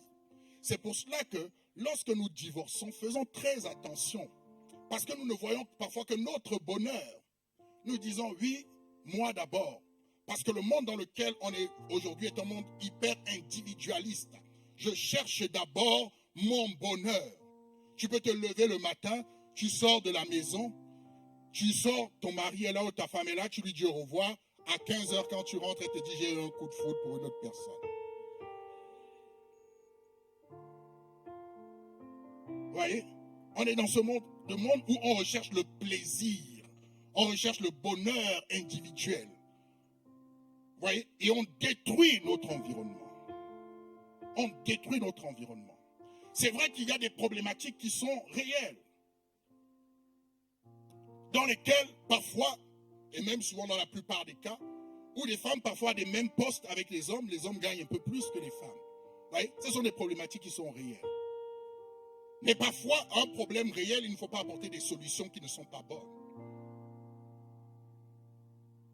Vous voyez? Donc, la société actuelle dans laquelle on se trouve prône la séparation entre l'homme et la femme pour que chacun reste de son côté. Et cela crée des divisions dans les familles, cela détruit les enfants. Cela empêche les enfants de vivre dans des familles harmonieuses. Pourquoi? Parce que dans la famille, on apprend les notions de solidarité. On apprend les notions de partage, parce qu'on n'est pas seul. On apprend à communiquer avec les autres. On apprend à échanger avec les autres. On ne se voit pas tout seul comme étant un chouchou. On se voit de manière collective. Et ça, il faut le briser pour pouvoir être manipulé. Parce que pour être manipulé, il faut être isolé. Lorsque vous avez le sentiment, la notion d'appartenance, il est difficile de vous manipuler. Parce que vous savez que vous appartenez à une famille. Vous n'êtes pas tout seul. Or, lorsque vous ne pensez qu'à vous, en fait, on va prôner simplement vos intérêts à vous pour pouvoir vous dissocier du reste. Vous voyez? Et de plus en plus, on est dans cette dynamique-là. Et nous devons faire attention à cela. En tant qu'enfants de Dieu, nous devons comprendre cela. Nous devons être capables de se dire, ce que le monde fait, nous n'avons pas forcément vocation à le faire. Parce que nous savons qu'ils le font pour un objectif bien précis. Oui. Lorsque, par rapport à cela, je vais finir sur cela. Vous savez, lorsque, à l'époque, les femmes étaient dans les maisons et ne travaillaient pas forcément, c'était les hommes qui allaient travailler parce que le travail était difficile. Lorsqu'il y a eu ce dont on a parlé, la révolution industrielle et la révolution, quand il y a eu l'électricité, on a commencé à créer des métiers en fait pour lesquels les femmes pouvaient travailler. Des métiers qui n'étaient pas très difficiles, voilà, au bureau, tout cela. Et on a dit que c'était la libération de la femme, c'était l'émancipation de la femme. C'est encore un beau mot pour tromper les gens. Parce que ce qui s'est produit, ce qui s'est passé, c'est que, je ne dis pas que, je viendrai à la conclusion tout à l'heure, on a poussé les femmes à aller travailler, et donc du coup, dans la famille, on a déstructuré un peu la famille. Là, les femmes gardaient leurs enfants pour leur apporter une éducation, et leur apporter une éducation qui émanait de leurs valeurs. On les envoyait au travail, on a pris les enfants, on les a confiés à d'autres personnes pour commencer à les éduquer. Et ce qui s'est passé, c'est que on a dit aux femmes, le travail c'est bien, il faut travailler, c'est important. Mais le travail dans lequel nous sommes aujourd'hui n'est pas un travail qui nous profite. C'est un travail qui profite à nos employeurs. Donc, quelqu'un qui est intelligent va se dire, je fais tout pour moins travailler, pour gagner plus. Mais nous, on nous a dit, allez travailler. Et les gens sont contents d'aller travailler pour d'autres personnes. Vous voyez? Je vais travailler, mais tu ne travailles pas pour toi, mais tu travailles pour d'autres personnes. Et ce que ça a fait, c'est que plus il y a de personnes qui travaillent, plus il y a de personnes qui payent d'impôts.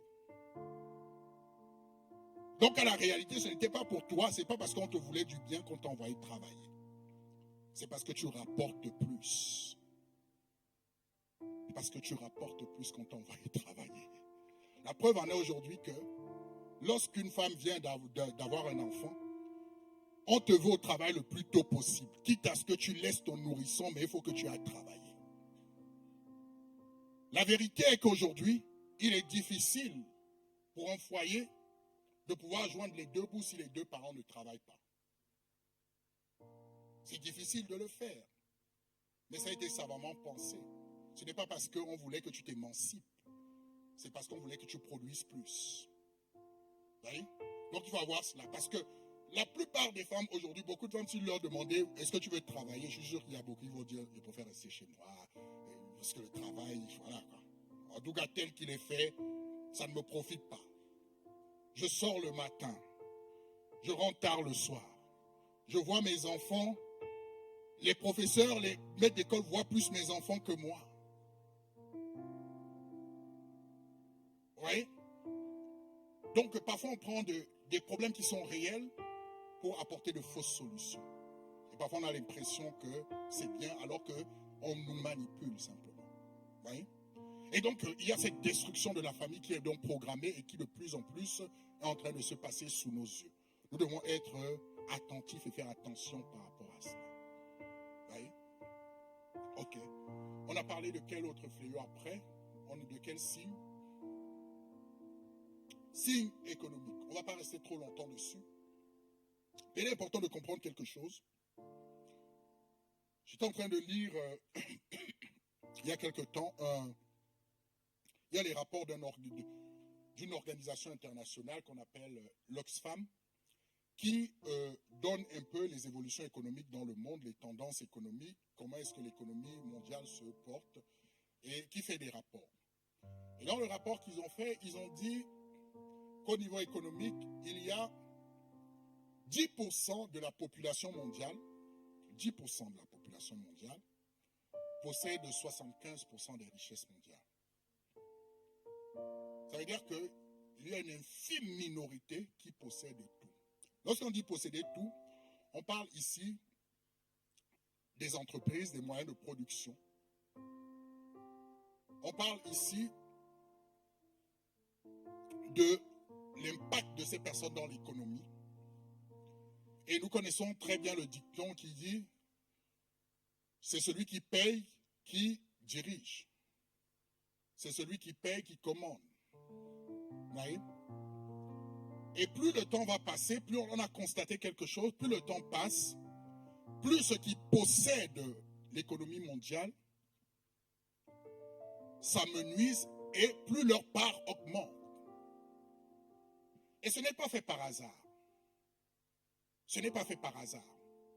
Parce que l'argent, le pouvoir de l'argent a la capacité de corrompre, a la capacité d'acheter les consciences. C'est pour cela que parfois on se plaint dans les pays, on dit « Ah, tel président, il faut le faire partir parce que... » Moi, j'ai observé quelque chose. En France, et ça se passe dans les autres pays aussi, lorsqu'il y a un président, tout le monde l'accueille, les gens ont envie qu'il soit là. Et dès qu'il arrive, au bout d'un moment, les gens ne l'aiment plus. Et ils attendent les prochaines élections. Et ils disent, on va le changer aux prochaines élections. C'est comme si tu as une voiture. La voiture, on te la vend, on te dit, la voiture, tu sais, elle roule à 300 km à l'heure. Lorsque tu prends la voiture, tu te rends compte que elle roule à 10 km à l'heure. Hein? Et ce qui se passe, c'est que à chaque fois qu'il y a un nouveau chauffeur dans la voiture, tu t'en prends au chauffeur. Au lieu d'aller comprendre pourquoi et te demander quelle est la conception de la voiture. La voiture ici, c'est la démocratie. Et le conducteur, ce sont les personnes qui prennent des places constamment. Oui?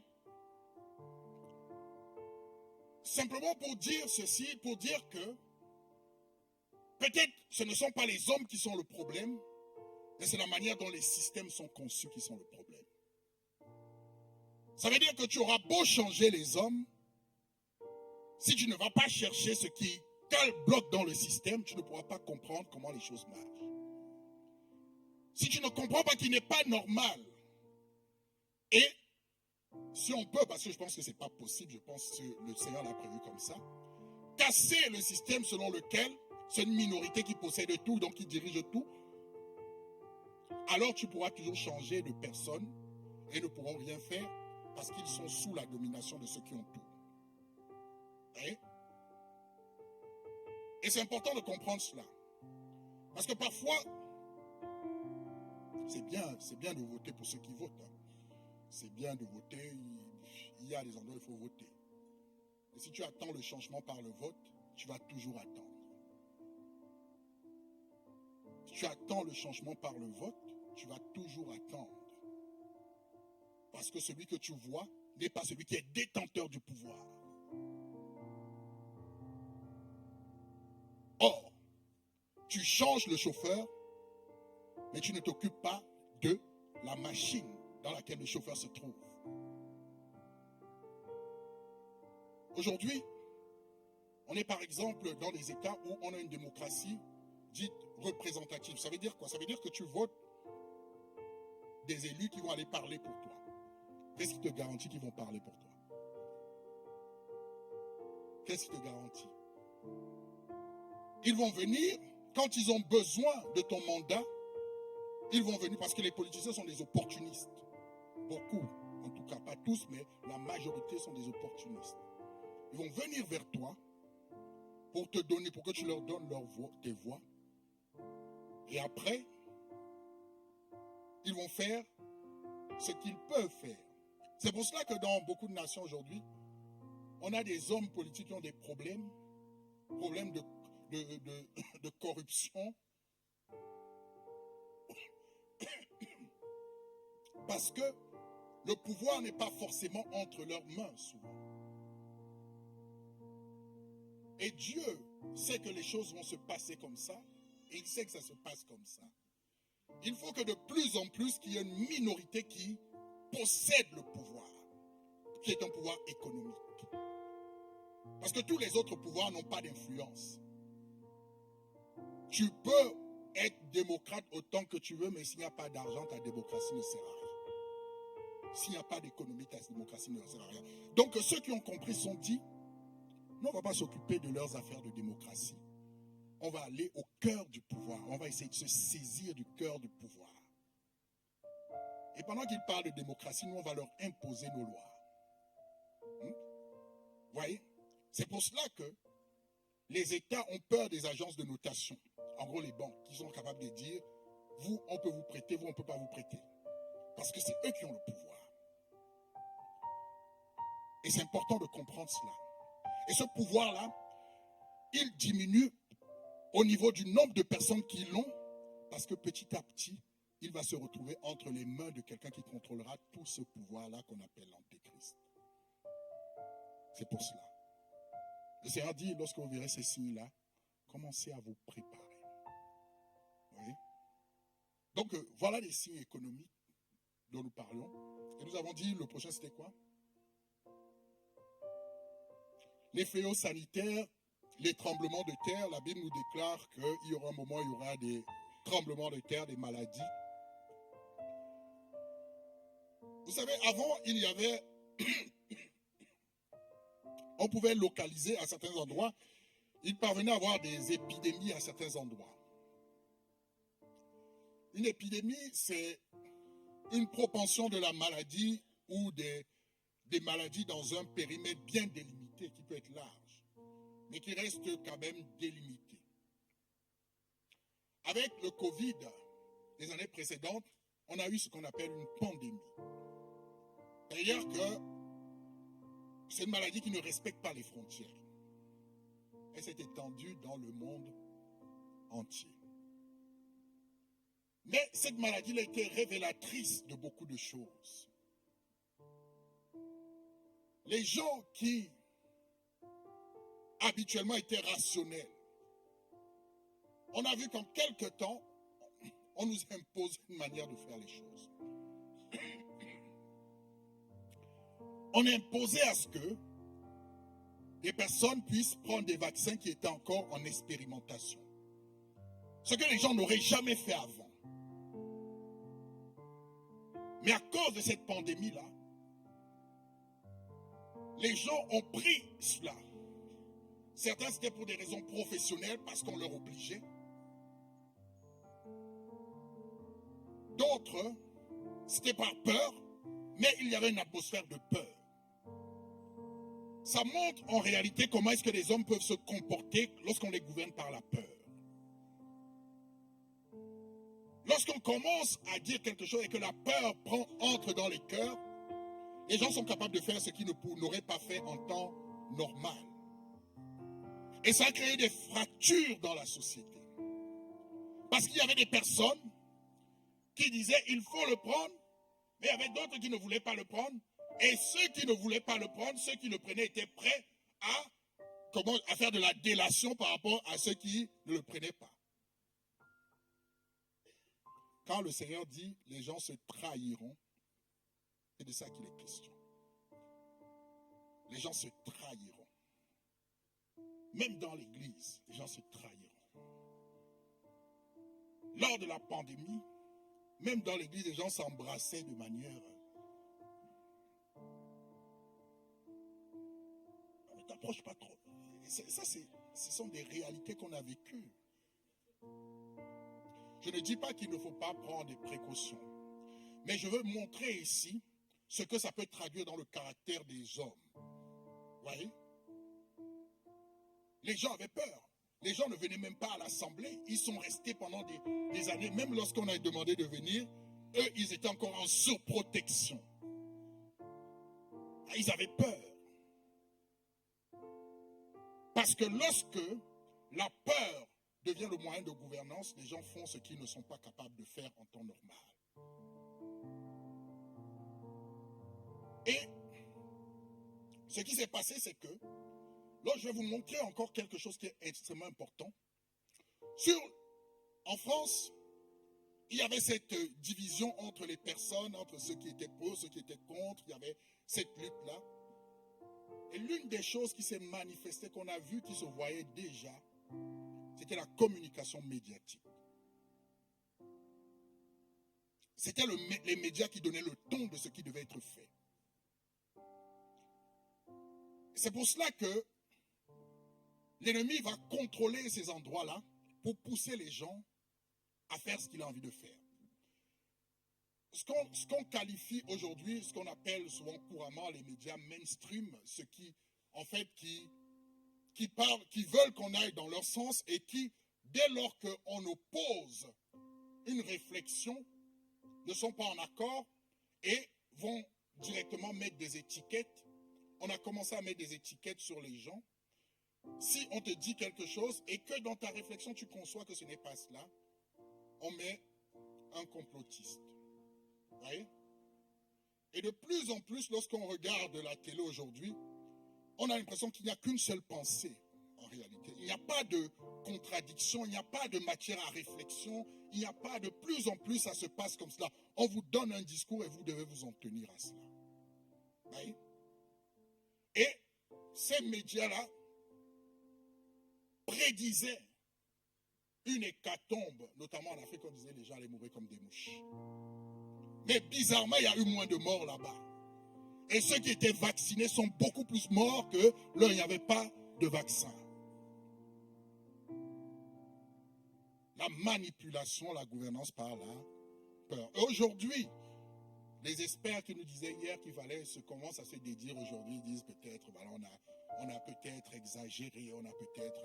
Mais ça donne simplement un arrière-plan de ce qui peut se passer lorsque les gens sont poussés à faire des choses par la peur.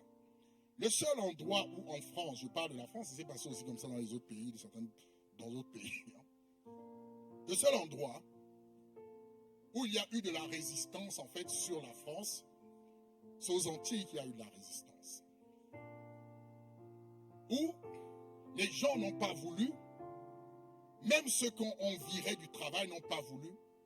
Mais la question est de savoir pourquoi il y a eu cette résistance. Il y a eu cette résistance parce que les gens ont encore la notion du collectif. Ici, il n'y a plus cette notion-là. Parce que les gens sont individualistes. Et lorsque tu es individualiste, tu es facilement manipulable. Lorsque tu es individualiste, on peut facilement te pousser à faire des choses que tu ne dois pas faire. Là-bas, les gens s'arrangeaient entre eux. Ils disaient, ça ne peut pas se passer comme ça. Ils s'entraidaient. Là où ici, les gens étaient dans la délation. Parce que chacun voulait avoir son... Comment je pourrais dire ça? Chacun voulait avoir son confort personnel. C'est pourquoi l'ennemi travaille à détruire les relations de famille. C'est pourquoi l'ennemi travaille à détruire tout ce qui a trait à la collectivité et individualise les choses. Parce que lorsque tu souffres tout seul, personne ne peut te venir en aide. Personne ne peut te secourir. Donc voilà ce que l'ennemi est en train de préparer. Et l'une des choses qui a été faite, on a commencé à rationner l'alimentation.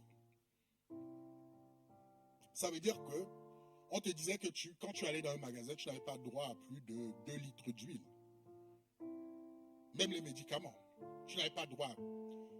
Tu pouvais toujours, entre guillemets, tu pouvais toujours gruger.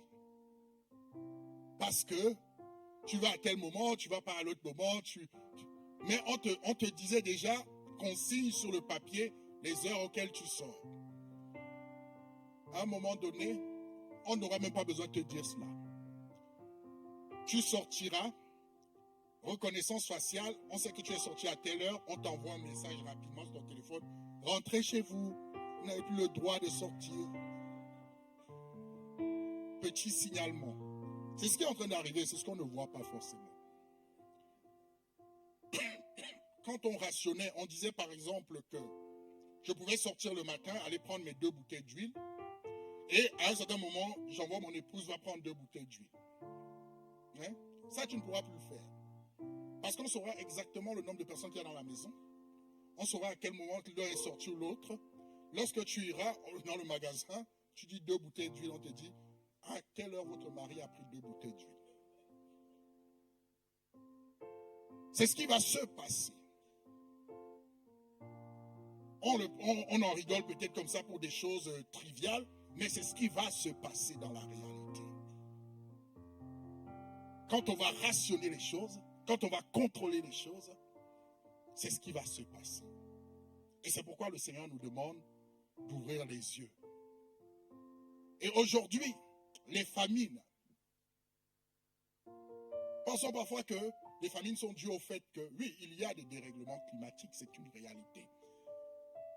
Mais aussi aujourd'hui, ce qui se prépare, c'est que de plus en plus, il y a des entreprises agricoles qui produisent des aliments qui sont stériles. C'est-à-dire que vous achetez du maïs et vous voulez le planter, sauf que le maïs que ça va produire, lui, ne peut pas être replanté. Donc, une fois que vous l'avez planté, vous êtes obligé de repartir chez celui vers qui vous avez acheté ce maïs-là pour pouvoir acheter d'autres semences. Quand tu manges tes fruits, tu prends par exemple des clémentines, tu es content, il n'y a pas de pépins dedans, je suis content, c'est facile à manger. Mais tu ne vois pas plus loin que cela. Tu ne vois pas plus loin que cela. Tu regardes que l'instant présent. Mais cela, au bout d'un moment, lorsqu'on va commencer à dire, pour pouvoir produire ça, il faut avoir telle ou telle licence, on va commencer à rationner, ça va créer des famines à certains endroits parce que les gens n'auront plus les semences. Et toutes les semences qu'ils auront seront stériles. Il y a des endroits, en fait, que les agriculteurs ont dénoncé cela. Il y a des endroits où tu dois planter des plantes génétiquement modifiées. Et lorsque tu essaies de planter d'autres plantes, ça ne pousse pas. Ou tu as, parce que ce sont les abeilles qui se chargent de polliniser, en fait, les arbres et tout, les abeilles qui meurent et ne peuvent plus faire ce travail. Ce qui fait en sorte que ça crée automatiquement, artificiellement, parce que c'est préparé, ça peut créer des famines. Et lorsque ça va s'étendre à l'échelle mondiale, les gens ne mangeront que lorsqu'on leur permettra de manger sous un certain rationnement. Et le Seigneur dit, ce sont des signes. Le signe, ça ne veut pas dire que c'est déjà là. Mais le signe te montre des éléments qui doivent arriver. Il faut que tu fasses attention à ça. Amen. Le dernier signe qu'on veut voir, c'est l'apostasie.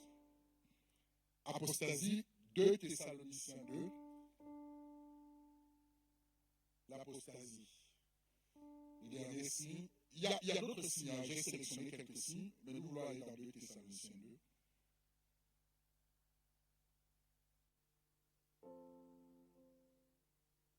2 Thessaloniciens 2 à partir du verset 1er. Cherche. Je vais lire directement là. Pour ce qui concerne l'avènement de notre Seigneur Jésus-Christ et notre réunion avec lui, nous vous prions, frères, nous continuons, de ne pas vous laisser facilement ébranler dans votre bon sens et de ne pas vous laisser troubler, soit par quelques inspirations, soit par quelques paroles ou par quelques lettres qu'on dirait venir de nous, comme si le jour du Seigneur était déjà là. On s'arrête un peu là. En fait, ces chrétiens-là, on leur disait que le jour du Seigneur était déjà passé, c'est-à-dire que l'avènement avait déjà eu lieu. Et l'apôtre Paul leur dit non, ce n'est pas encore arrivé. Et donc il leur dit de ne pas se laisser facilement ébranler par ce qu'on dirait, par ce que les gens diraient concernant cela. On continue.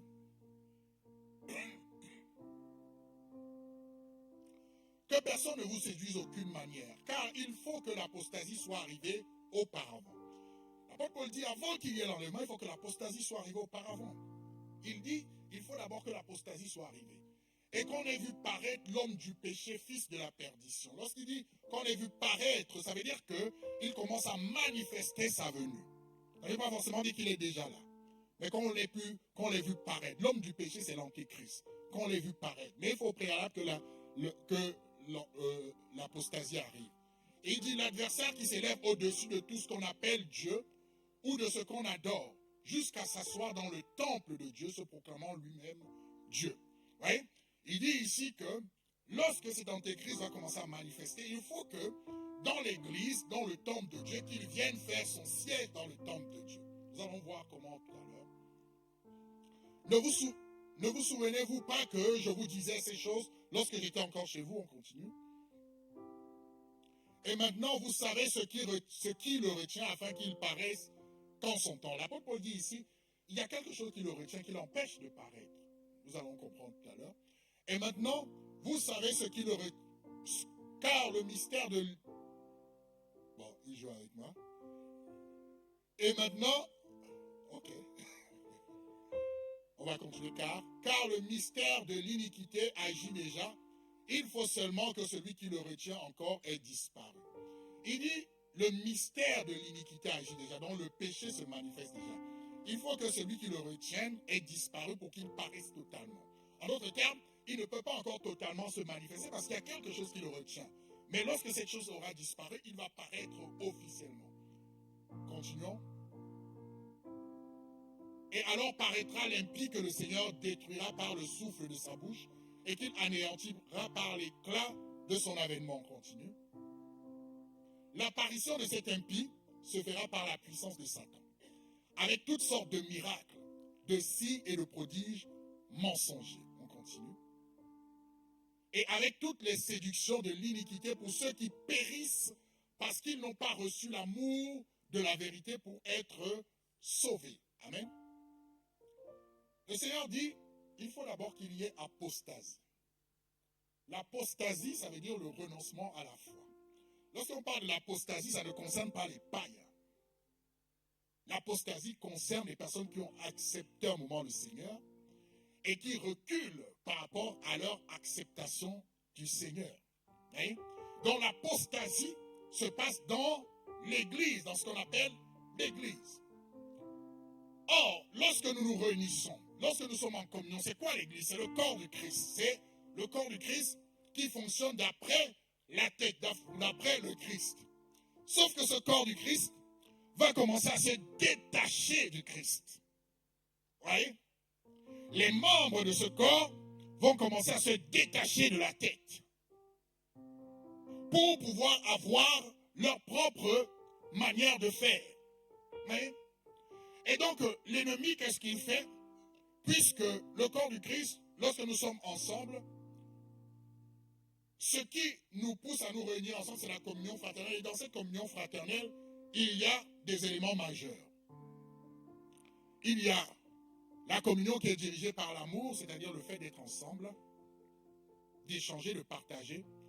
Il y a les instructions du Seigneur, la parole de Dieu, qui doit nous pousser à la transformation, qui vient nous nourrir, puisque la Bible dit sa parole est esprit et vie, c'est elle qui nous procure la vie. Voyez? Il y a des temps où nous allons célébrer le Seigneur, nous allons adorer le Seigneur, louer le Seigneur, lui rendre des actions de grâce. Or, qu'est-ce que l'ennemi veut venir faire? C'est de venir souiller ces éléments-là. Il vient dans un premier temps pour casser la communion fraternelle. Il a toujours la politique de diviser, d'isoler, comme comment je pourrais dire ça, comme un loup qui rentre dans une bergerie, il essaie d'isoler les brebis, parce que lorsqu'une brebis se retrouve seule, il a plus de force pour la détruire. Voyez? Donc, dans le siècle dans lequel nous sommes, l'ennemi va vouloir casser la communion fraternelle. Ce qu'il va commencer par faire, c'est qu'on ait des chrétiens qui ne se réunissent pas, qui ne partagent plus la communion fraternelle. Il va les isoler pour pouvoir mieux les détruire. C'est pour cela que de plus en plus, il y a des personnes, à cause des blessures aussi, qui vont se dire, ah, moi je ne vais plus à l'église, je ne vais plus à l'assemblée, je ne vais plus parce que j'ai été trop blessé. Mais le problème n'est pas de dire je ne vais plus parce que j'ai été trop blessé. Dieu a prévu qu'il y aurait ces choses-là. Dieu a prévu qu'il y aurait ces choses-là. Et ce n'est pas parce qu'on est à la maison qu'on a plus Dieu. En fait, ce qu'on perd, on perd la communion fraternelle. Parce que parfois, les gens pensent que l'église, ce n'est pas le bâtiment. L'église, tu peux être à la maison, le fils, le père, la mère, les enfants, c'est déjà une église. Et dans cette église-là, l'ennemi va toujours essayer d'introduire des choses pour la détruire, pour la désolidariser. Et si chacun reste de son côté et se dit, ah, parce que j'ai vu ceci, parce qu'il y a ça, parce que j'ai vu des choses qui ne sont pas la gloire de Dieu, alors je ne me réunis pas. En réalité, on perd quelque chose d'extrêmement important. On s'isole, on devient tout seul de son côté, on est facilement attaquable. Parce que Dieu ne nous a pas dit que nous n'aurons pas de persécution, nous n'aurons pas d'épreuves. Mais Dieu dit s'il habite aussi longtemps qu'il habite en nous, que 1000 tombent à notre côté, 10 000 à notre droite, nous ne serons point atteints. La question est d'avoir Dieu à l'intérieur de soi. Voyez? Et cela va commencer à se multiplier. Et l'apôtre Paul dit, l'apostasie, ça veut dire quoi? Ça veut dire que de plus en plus d'églises modernes, beaucoup de personnes ont la foi, mais n'acceptent pas la transformation. Beaucoup de personnes disent, je crois en Seigneur, je crois en Dieu, mais refusent d'être transformés. Lorsqu'on leur dit, tu es venu tel que tu es arrivé, tu dois te repentir, elles refusent de se repentir et de changer de vie. Elles refusent d'abandonner le péché, elles refusent d'abandonner les comportements qui ne sont pas bons. Cependant, elles se retrouvent dans l'église et elles pensent qu'elles sont dans l'église. C'est ce que le Seigneur appelle dans Matthieu 25 les vierges folles. Elles sont dans l'église, il n'y a pas de transformation. Il n'y a pas de relation avec l'esprit. Et ce qui se passe donc, c'est qu'on arrive dans ce qui va se passer dans 2 Timothée 4 à partir du verset 1er. 2 Timothée 4 à partir du verset 1er. Je vais vous prendre une dizaine de minutes pour finir ça. 2 Timothée 4.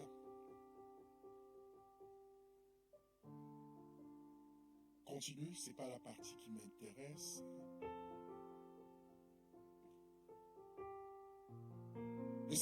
L'apôtre Paul dit à Timothée, prêche la parole, insiste en toute occasion, favorable ou non, reprend. Ce sont des mots au niveau de l'apostasie. Quand il y a l'apostasie, on n'aime pas ces mots-là. Il ne faut pas reprendre. Le Seigneur t'aime comme tu es. Tu es venu, le Seigneur te comprend, il te connaît. Il sait que tu pêches tous les jours. Tu sais, le Seigneur est tellement amour que le Seigneur te comprend. L'amour n'est pas un sentiment. Si je vois quelqu'un faire quelque chose qui n'est pas bon, je l'aime beaucoup plus en lui disant ce que tu fais n'est pas bon, change, que quelqu'un qui lui caresse, qui le caresse dans le sens du poil. Vous voyez? L'amour, ça ne veut pas dire fais ce que tu veux. L'amour, c'est faire ce qui est bien. C'est ça l'amour. Vous voyez? Et l'apôtre Paul dit reprends, censure. Censure, ça veut dire que tu dois donner parfois, tu dois, comment je pourrais dire ça, réprimandez ce qui ne va pas. Exhorte avec toute douceur en instruisant. On continue. Il dit, car il viendra un temps où les hommes ne supporteront pas la saine doctrine, mais ayant la démangeaison d'entendre les choses agréables. Ils se donneront une foule de docteurs selon leurs propres désirs. Hein? Ils se donneront, les hommes n'aimeront pas la saine doctrine. C'est ce qui se passe aujourd'hui de plus en plus. Ils se donneront une foule de docteurs. Ça veut dire quoi? Ça veut dire que tu es dans une assemblée, le pasteur va te dire voilà ce qui n'est pas bon, voilà ce qui est bon et tout et tout. Et comme ça ne te plaît pas, tu vas sur Internet, tu te choisis des pasteurs qui vont dans ton sens. J'aime beaucoup ce pasteur parce qu'il me fait beaucoup rire. Tu peux rire et aller en enfer. Tu peux avoir des choses, tu peux entendre des choses et aller en enfer. Mais ils se donneront une foule de docteurs pas selon la parole, mais selon leur propre désir. Selon ce que je ressens, ce que je veux, ce que le Seigneur, pas ce que le Seigneur veut, mais ce que moi je sens. L'amour de Dieu. Ils vont confondre l'amour de Dieu avec leurs sentiments. On continue. Ils détourneront l'oreille de la vérité et se tourneront vers les fables. Ils détourneront l'oreille de la vérité et se tourneront vers les fables. Tu es dans le péché, Dieu va te bénir. Quand tu viens, on prie pour toi. Tu cherches la bénédiction du Seigneur.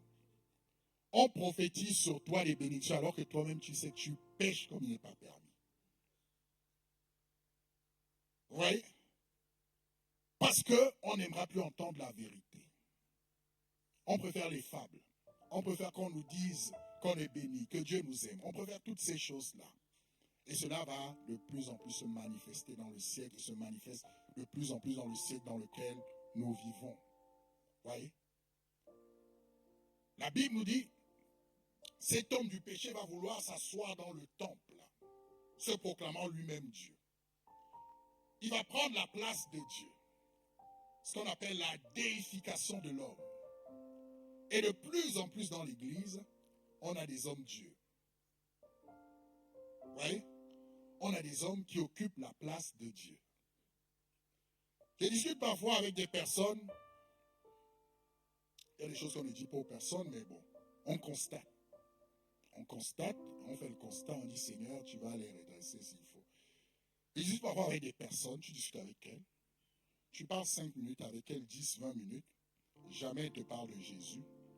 Mais pendant les 20 minutes, elle te cite le nom de son pasteur constamment, constamment, constamment. Mon pasteur, l'homme de Dieu, il a fait ceci, il a fait cela, il a fait cela. Et je te dis, mais Jésus, il est où dans cela? L'homme de Dieu a prié, j'ai été délivré. L'homme de Dieu est puissant. L'homme de Dieu, l'homme de Dieu. Jésus regarde, Jésus dit, mais c'est quoi ce truc-là? Vous voyez? On est dans une déification de l'homme. Il faut respecter les serviteurs, il faut respecter les hommes, mais les hommes ne sont pas Dieu. Il faut le savoir. Ils ne sont pas Dieu. Il faut être conscient de cela. La Bible nous dit, Acte 12, versets 21 à 22. Acte 12, versets 21 à 22. Nous allons voir quelque chose de très important. Acte 12, versets 21 à 22. La Bible parle d'Hérode.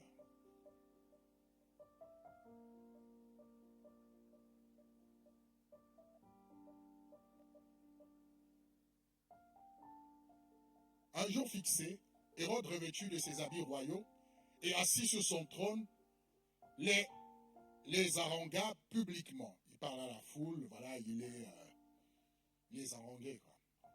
Continuons. Le peuple s'écria, voix d'un Dieu et non d'un homme. Ils étaient en train d'exalter Hérode. Ils disent, voix d'un Dieu et non d'un homme. Pour eux, Hérode n'était plus un homme, tellement il parlait bien, tellement il savait susciter en eux leurs émotions, tout était chamboulé en eux, c'est vraiment l'homme qu'il nous faut. On continue. Au même instant, un ange du Seigneur le frappa parce qu'il n'avait pas donné gloire à Dieu et il expira rongé de vers. Amen. Pendant qu'il faisait cela, pendant que les hommes l'exaltaient, l'élevaient, fais attention quand les hommes t'élèvent. Fais attention quand les hommes t'exaltent. Parce que il y aura un moment donné, tu tomberas. Tu tomberas. La Bible dit dans Isaïe 42, verset 8, je ne partage pas ma gloire à un homme, ni mon honneur avec des idoles. Je ne partage pas sa gloire. Quand les gens commencent à te déifier, fais très attention. Ils sont en train de jeter des pots de banane sur ton chemin. Fais très attention. Tu as été guéri, on a prié pour toi, tu as été guéri. Ce n'est pas le pasteur qui t'a guéri, s'il te plaît. Jésus m'a guéri. Rends la gloire à celui qui mérite la gloire. Rends-lui gloire. Et cela va arriver de plus en plus dans le siècle. Je termine simplement avec une autre chose sur laquelle le Seigneur, l'apôtre Paul, faisait mention et que Jésus disait, à ce moment donné-là, à cette époque, l'un des signes, c'est qu'il y aura une multiplication de faux prophètes. Comme un relâchement de faux prophètes. Ils feront des miracles. Pour te dire que le miracle n'est pas forcément de Dieu. Ils feront des miracles dans le but de séduire. Leur miracle aura pour but de séduire. L'objectif de leur miracle sera de séduire. Là, l'objectif du miracle du Seigneur est de te faire du bien, de te transformer. Il y a une différence. Voyez, parfois j'écoute des, entre guillemets, des prophètes qui prophétisent sur des choses qui n'ont pas d'utilité d'être. En pleine église, on te prophétise sur ce que tu as mangé hier, ce que tu as fait, ça n'a pas lieu d'être. Je ne dis pas que le Seigneur ne l'a pas fait. Le Seigneur l'a fait avec la femme samaritaine. Le frère a dit, elle a dit, je connais, j'ai rencontré quelqu'un qui m'a dit ce que j'ai fait. Mais en fait, le Seigneur ne l'a pas fait devant tout le monde. Il y a des choses qui te concernent, on n'a pas besoin de le savoir, on n'a pas besoin de le dire, parce que ça crée plus de la distraction qu'autre chose. Que tu aies mangé hier au McDo ou je ne sais pas quoi, ça ne m'édifie en rien. Ça ne m'édifie en rien. Et il y aura une multiplication de ce type de prophétie parce que les gens aiment cela. Les gens aiment cela. Et la Bible dit le Seigneur va les livrer une puissance de mensonge parce qu'ils n'ont pas cru en la vérité, ils n'ont pas aimé la vérité. Jésus, lorsqu'il fait un miracle, c'est toujours un objectif bien particulier. Il y a une fois, quand j'étais jeune, il y avait une époque, il y avait une dame, elle faisait un témoignage, elle disait qu'elle priait et puis elle avait une dent, elle avait un plâtre en fait dans sa dent. Elle avait une dent qui était plâtrée. Et elle disait, Jésus en priant, Jésus lui a mis un plâtre en or sur sa dent et tout et tout. C'est bizarre. J'ai commencé à réfléchir et dit c'est bizarre. C'est comme si tu avais une infirmité et tu avais un bâton. Au lieu que Jésus te guérisse, il te donne un bâton en or pour marcher. Quel est le fondement? Est-ce que c'est utile pour toi? Tu as du mal à marcher, tu marches avec une canne. Au lieu que Jésus te guérisse, il te donne une canne en or. Je me suis dit, mais il y a quelque chose qui ne va pas. Parce qu'on s'est laissé, on n'accepte plus la parole. La parole pour nous est ringarde. Elle ne nous donne pas ce qu'on veut. Dieu est devenu pour nous un distributeur automatique. Je mets ma carte, il faut que tu donnes l'argent. Dieu guérit quand il veut. Il libère quand il veut. Il a son temps en toutes choses. Ce qui est important, c'est l'homme intérieur. Ce n'est pas forcément les bénédictions que tu peux recevoir. Et Dieu dit donc qu'il y aura une propagation de faux prophètes. Et beaucoup seront séduits. Beaucoup seront séduits. Ça, il fait très attention même.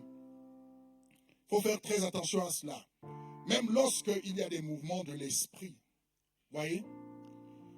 Pour moi, ce ne sont pas des choses qu'il faut filmer et montrer aux gens. Ça n'a rien à voir avec la parole de Dieu. C'est de la distraction. Mais quand tu vois ça, tu regardes avec les montagnes, les super montagnes, tu as envie d'y aller. Tu dis, ah, le Seigneur est là-bas. Le Seigneur est là-bas. Le Seigneur dit, lorsque vous entendrez dire de moi, je suis tel endroit, n'y allez pas. Je vais te dire, le Seigneur ne cherche pas à être là-bas, le Seigneur cherche à être en toi. Il cherche à être en toi. Non pas qu'il n'y a pas de miracle qui se fasse, c'est pas ce que je suis en train de dire. Mais je suis en train de dire, cherche à connaître l'Éternel. Cherche à connaître Dieu. Approfondis-toi dans les choses de Dieu. Et tu verras que tous ces signes-là qui sont en train de se manifester, tu ne tomberas pas dans les pièges de l'ennemi. Le Seigneur est en train de nous préparer. Il est en train de nous dire cela parce qu'il revient bientôt. Il revient bientôt. Ta vie ne t'appartient pas. Tu peux sortir d'ici comme moi-même et le Seigneur nous rappeler. Et le plus important, c'est que tu sois auprès du Seigneur. C'est vraiment la chose la plus importante. Donc le Seigneur te donne des éléments pour que tu commences à te préparer, que tu prennes ta vie en main. Que tu te dises, Seigneur, lorsque tu viendras, je veux être à tes côtés. Parce que si tu n'es pas prêt, le Seigneur ne t'attendra pas. Et tu vivras alors l'apocalypse. Tu vivras la réelle fin des temps avec les douleurs et les souffrances que l'ennemi a prévues. C'est pour ça que le Seigneur nous parle simplement pour nous rappeler à chacun d'entre nous de prendre conscience, de mettre de l'huile dans nos lampes, d'avoir de l'huile en réserve parce qu'il revient bientôt. Ces choses-là ne sont pas crues par tout le monde, mais nous croyons parce que nous savons que l'Éternel est vivant et que toute chose est amenée à passer. La Bible dit seule sa parole ne passera pas. Amen. Donc voilà pour le premier enseignement. Dimanche prochain, nous aurons la suite parce que ça ne s'arrête pas là. Nous aurons la suite de ce qui va se passer de manière continuelle. Nous aurons au moins 4 ou 5 enseignements comme cela pendant 5 dimanches pour que nous ayons une connaissance solide des événements qui vont se passer tout au long de la fin des temps. Est-ce que nous pouvons nous tenir debout dans la présence du Seigneur? Si on peut acclamer le Seigneur simplement.